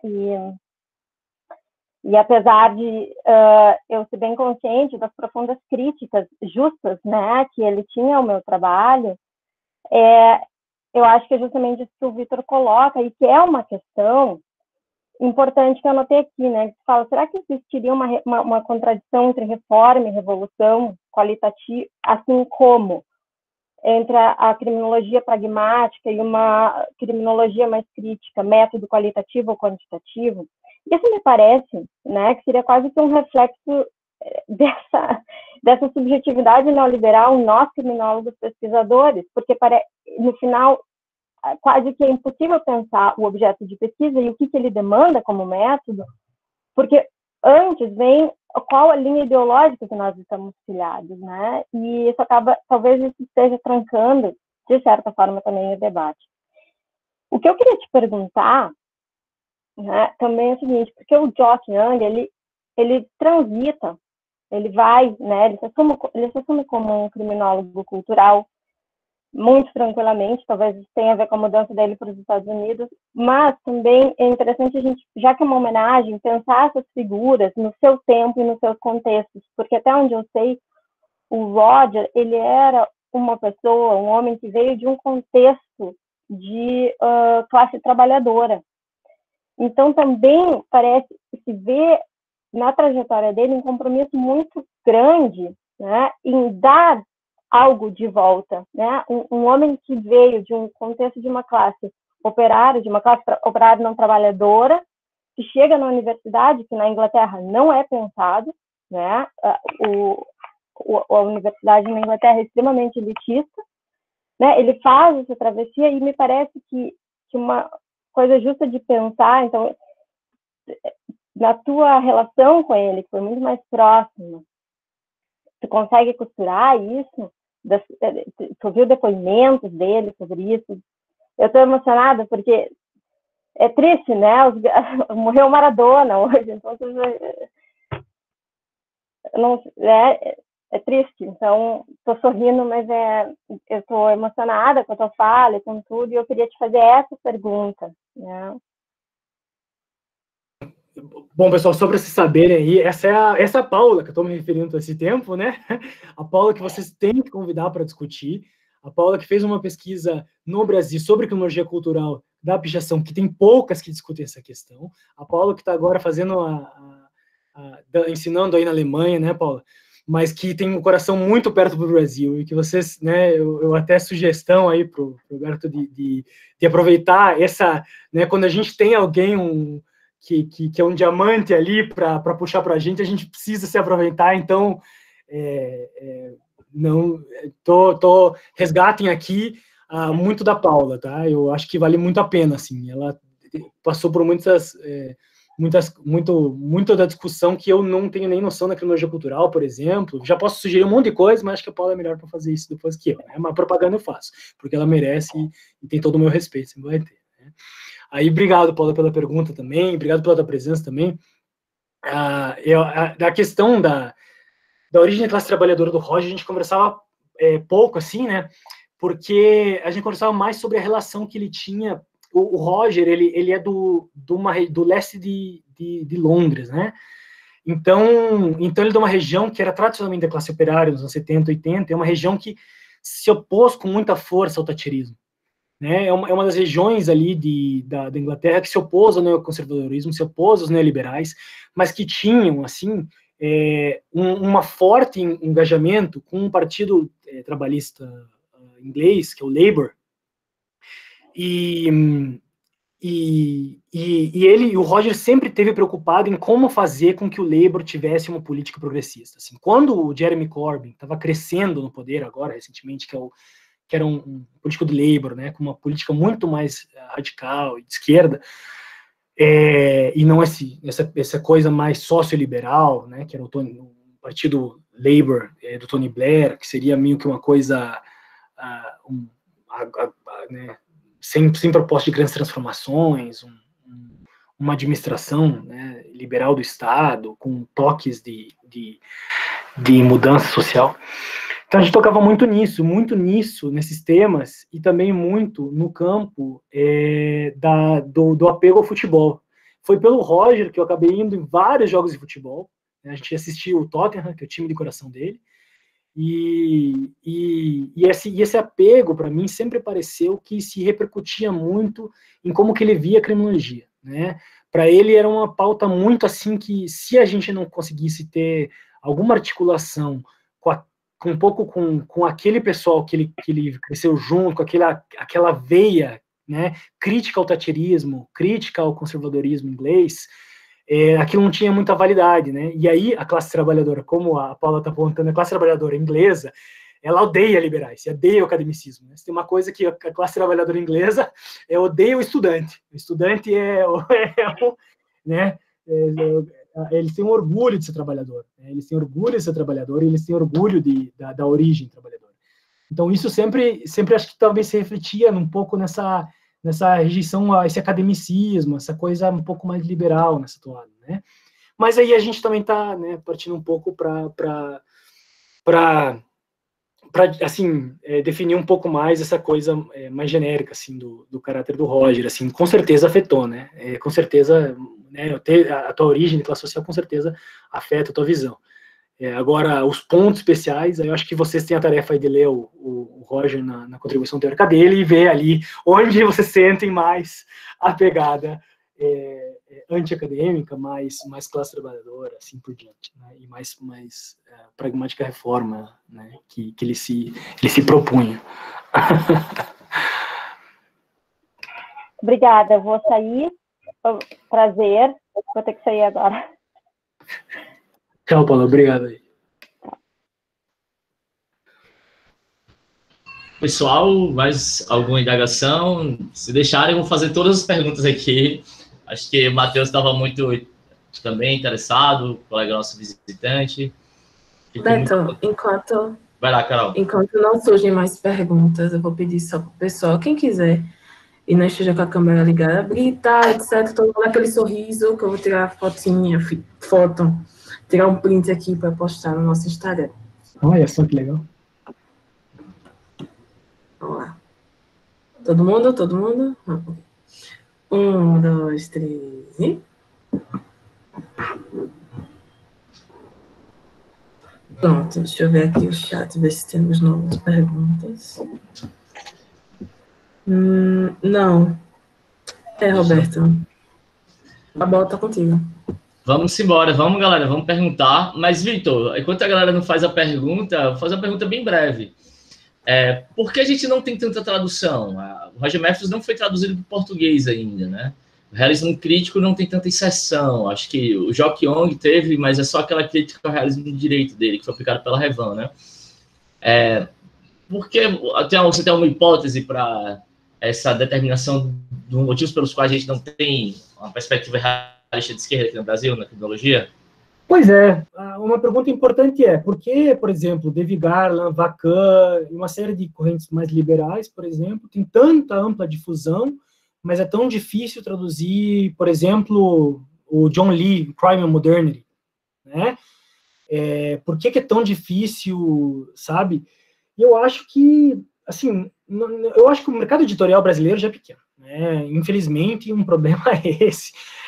Tem uma certa, o mercado é pequeno, né? E aí a Revan, claro, né, tendo o Nilo Batista na frente, tinha prioridades deles, no caso da Revan em particular, mas as outras editoras, assim, eu acho que também faltou, né? As editoras, elas precisam de alguém empurrando, incentivando, publica isso, publica aquilo, um corpo editorial, uma cabeça ali atrás. E no caso, como aqui, o Brasil parou na criminologia crítica do Alessandro Barata, né, que foi publicado em meados dos anos 80, e basicamente as críticas e a linearidade que ele analisa, o processo da criminologia, tem uma certa linearidade que ele propõe, né, e aí nesse sentido nós somos o fim da história, paramos no Alessandro Barata e adotamos, né, argumentos do Vacan aqui, do Garland lá, do John, do Prata aqui, do Tony Platt lá, de acordo com o nosso interesse causístico naquele momento, né, pós-Fordismo lá, tal, mas é do Barata que a gente sempre vai voltar. Então, de certa maneira, também tem esse problema, né? A gente está precisando reciclar, rever algumas discussões também, e eu acho que não houve... Os professores de criminologia no Brasil, né? O que eles estão fazendo o pessoal ler? Essa que é a pergunta. Eles não estão fazendo o pessoal ler realismo crítico, realismo de esquerda. Eles não estão fazendo o pessoal ler, mesmo criminologia cultural, né? Não estão fazendo ler... Estão fazendo o que tem no Brasil de criminologia cultural, né? Mas os marcos... Eles não estão fazendo o pessoal ler. Então, como entre os professores essa demanda não existe, eu acho que isso também repercute no mercado editorial, que é pobre em termos de livros, publicações, né, em termos de contribuições, ainda mais uma das correntes chaves como essas, é triste mesmo, é desolador, e é necessário, urgente, tá vendo aí, Roberto? Se quiser agora empurrar para publicar o realismo crítico ou o crime and modernity, né, a deixa é nossa, né, de empurrar, conseguir essas publicações. Eu acho que, eu não sei, acho que a gente tem que pensar isso também coletivamente, né, como criminologia brasileira. Pessoal, alguma pergunta? Mais? É um tema muito fora da curva, né, da nossa formação acadêmica, mas acredito que deve ter ficado bastantes provocações. Teve a pergunta ali se eu estou pretendendo traduzir o Roger. Eu não pretendo traduzir o Roger. E a razão pela que eu não pretendo é porque eu já estou suficientemente, digamos, na lama com as minhas próprias coisas agora, né? Mas eu acho que um dos esforços seria, eu acho que tem gente interessada em traduzir o Roger, com certeza, eu sei, pessoas que a partir das discussões estão interessadas, né, e podem se somar a esse esforço crítico, mas não só isso, né, reunir o pessoal da criminologia para começar a publicar os textos clássicos que nunca foram traduzidos, os textos contemporâneos que já são clássicos, que precisam ser traduzidos nas revistas. Precisava de um esforço coletivo disso, né, e aí, claro, a gente pode trabalhar junto, eu posso apoiar nisso, né, mas não vou estar sozinho nessa árdua tarefa, né, no troço. Mas eu sei que, assim, temos poucas dúvidas, assim, poucas questões e colocações. Mas eu queria sugerir a todos nós pensar um pouco talvez a responsabilidade histórica que a gente tem de fazer criminologia, né? Nós somos, ou aqueles que fazemos criminologia pelo menos, nós não podemos ser só jurista de direito penal, jurista de processo penal. Aqueles que querem entender a criminologia, a gente tem uma responsabilidade de tentar, dentro do possível, né, compreender de melhor maneira as determinações do crime, o problema da punição. Esses dois campos são fundamentais, né? E nesse sentido, se a gente tem um pouco que acha que essa obrigação, assim, né, a pergunta é como é que a gente torna agora o nosso campo da criminologia mais profícuo, mais aberto para começar a trabalhar isso.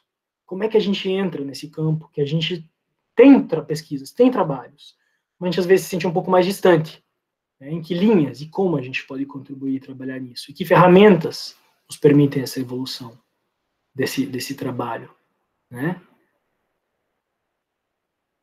Para onde a gente pode ir fazer? E eu acho que já existe uma discussão aqui lá fora que dá para começar do realismo crítico, e acho que é um convite mesmo, né?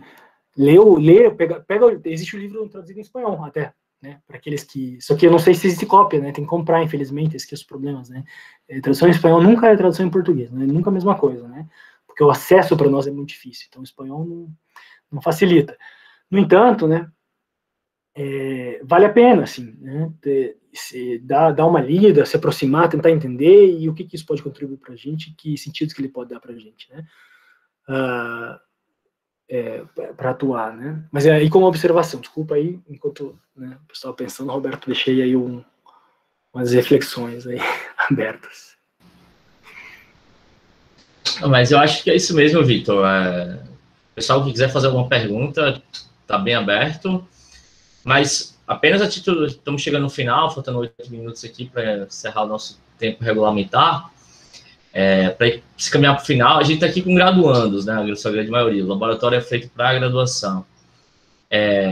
O que é que tu dá de experiência, assim, eu sei que a tua última resposta foi com base nisso, mas queria insistir também, para esses alunos que vão pesquisar agora, vão entregar a monografia lá em março, qual a experiência que a gente pode deixar aqui? Você vindo da Inglaterra, tendo experiência lá em Curitiba, feito uma dissertação sobre drogas, debatendo agora essa questão das organizações criminosas, tendo experiência também no campo criminológico, participando de alguns encontros brasileiros de criminologia crítica.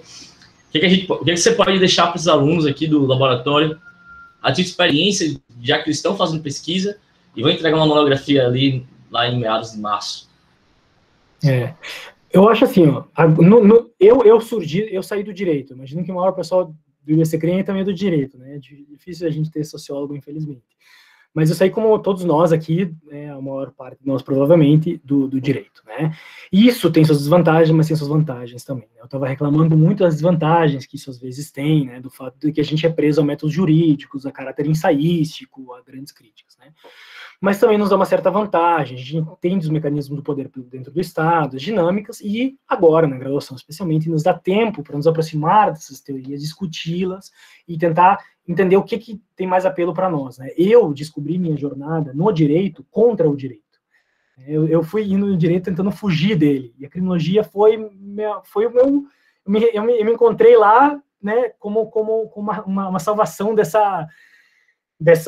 desse mofo, que às vezes especialmente direito penal e processo penal, né, que especialmente na prática, né, e dessas discussões que são extremamente abstratas e com pouca efetividade.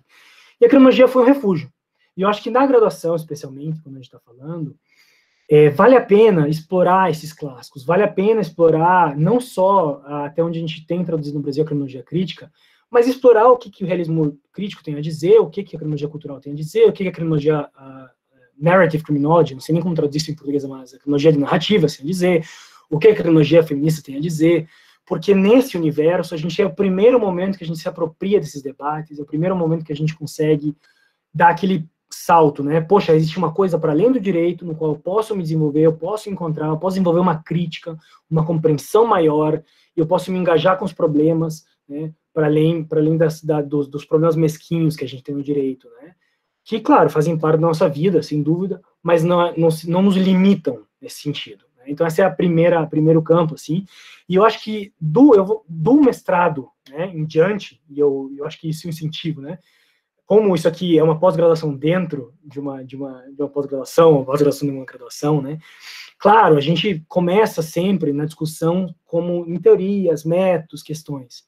Mas aí a gente também precisa, é uma demanda para nós mesmos, precisamos nos apropriar sobre discussão sobre método. E método não é discutir sobre como escrever uma dissertação, como escrever um artigo. Tem que aprender a fazer pesquisa empírica, tem que aprender a fazer pesquisa qualitativa e pesquisa quantitativa. Se a gente quer fazer criminologia, no mestrado, a gente não pode fazer só uma crítica, a gente tem que aprender a fazer estatística inferencial e descritiva. Não que a gente vai usar elas, mas talvez use. E precisa saber. Nós precisamos saber fazer entrevistas, nós precisamos saber fazer grupos participativos, participação observativa, nós precisamos aprender a utilizar de todo o arcabouço de métodos que se apropria da realidade, explicam a realidade, e isso é um próximo passo, eu acho. Porque uma vez tendo essa base, né, que ela vai se consolidando e se formando no campo teórico, quando a gente consegue dessa base no método, o salto é muito... Claro, todo salto é difícil, mas é muito mais natural. Né? E nesse sentido que a gente se encontra, assim, às vezes é um pouco mais difícil, mas esse engajamento com o método é importante. E isso, infelizmente, eu digo, a gente não encontra em um curso de criminologia do Brasil.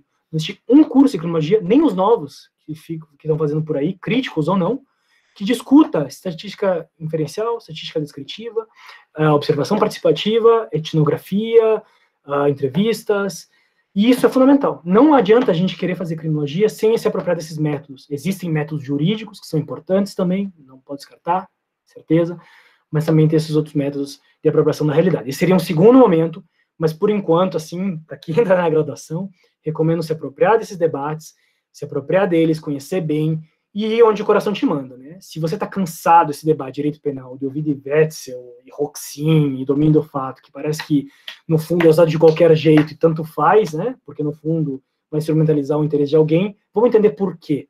Por que existe essa determinação do sistema criminal? Por que existem as determinações do poder punitivo num sentido ou no outro? Por que as causas do crime?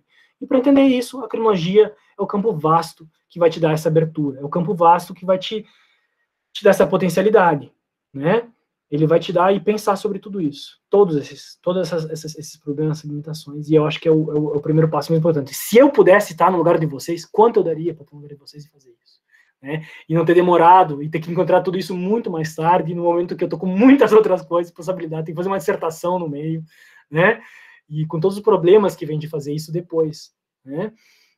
Então, assim, eu acho, na minha opinião, seria por aí. Aproveitem também, né? Porque é liberador poder não ler sobre a teoria do fato punível ou sobre os requisitos do habeas corpus, e o fumus comici delicti e o fumus boni iuris. É libertador também ter essa área, né? Digo pela minha parte, pelo menos. Vitor, tem uma pergunta aqui da Renata. Renata, você quer ligar o microfone para fazer ou quer que eu leia? Faço assim? Vou ler, então.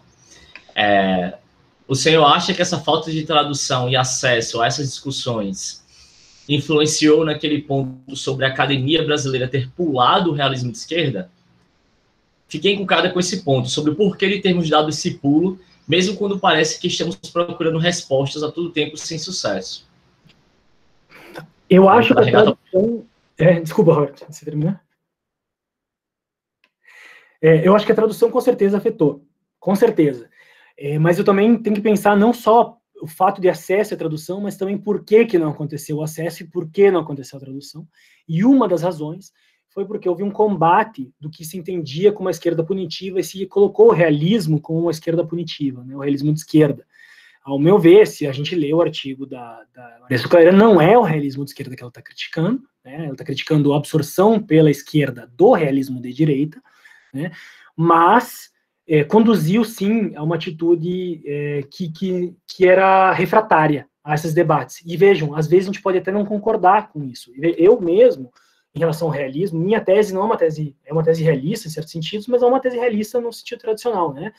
Mas o fato de entender, compreender e absorver as contribuições é fundamental para dar esse passo a mais. E eu acho que houve um pouco de resistência nesse sentido. Isso foi negativo para o nosso desenvolvimento, né? E assim, quanto mais demora isso, também pior estamos. Então, com certeza, né, da pergunta da Renata, acho que sim, com certeza, esse acesso à tradução foi uma dificuldade, mas também houve um campo ideológico de combate que dificultou, né, e esse campo a falta de debate também nos empobrece. Então fica a sugestão aí para né, ter essa oportunidade, né, e a gente não ter que ficar com esse desespero, essa procura eterna, desse elo perdido da discussão. Mas obrigado pela pergunta, Renata. Pessoal, acho que a gente pode encerrar, né? A gente bateu aí 16 horas regulamentares em ponto, né? Vitor, obrigado demais, cara, pelo aceito do convite. A gente teve aqui o Vitor ao quadrado, né? No nosso laboratório, fechando com chave de ouro, nosso lab. Foram 2 dias, enfim, de imensas contribuições teóricas. Acho que os alunos vão sair. Eu também, Marcos também. A gente estava comentando ontem o quanto a aula de vocês dois, a gente sabe, porra, como é que eu não tinha pensado nisso antes, sabe? E aí, para mim, é um marco de uma boa aula. É quando a gente para e, putz, como é que eu não tinha pensado nisso antes? E muito obrigado pela tua presença, muito obrigado pelas tuas contribuições, obrigado pelo aceito do convite. Você é um parceiro aqui, é parceiro do Hugo, né? Estavam lá com o Sousa na Argentina, tomando cerveja. O Hugo também é um dos nossos coordenadores, só que ele está trabalhando agora. E aí, estendo meus cumprimentos do Hugo a você. E é isso aí, cara. Muito obrigado. Pessoal, muito obrigado. Obrigado pelo convite mais uma vez. Estou sempre à disposição. Quem quiser também falar comigo no pessoal, vou disponibilizar meu e-mail. Pode mandar o WhatsApp também, é bem tranquilo, né? Se quiserem desenvolver pesquisa no realismo, na criminologia cultural, se quiserem debates para criminologia crítica, porque está acontecendo lá fora, aqui dentro, como desenvolver, contem comigo, que é para isso que a gente está aqui, né? Para trazer esse conhecimento de volta. E muito obrigado pela atenção de vocês. Roberto também, Carol também, né? O Marquinhos no começo, que conhecemos, a pergunta da Renata, a Paula que estava aqui. E a gente se encontra aí nos campos de combate, nas lutas, nas frentes várias. Adiante vamos. Um abraço.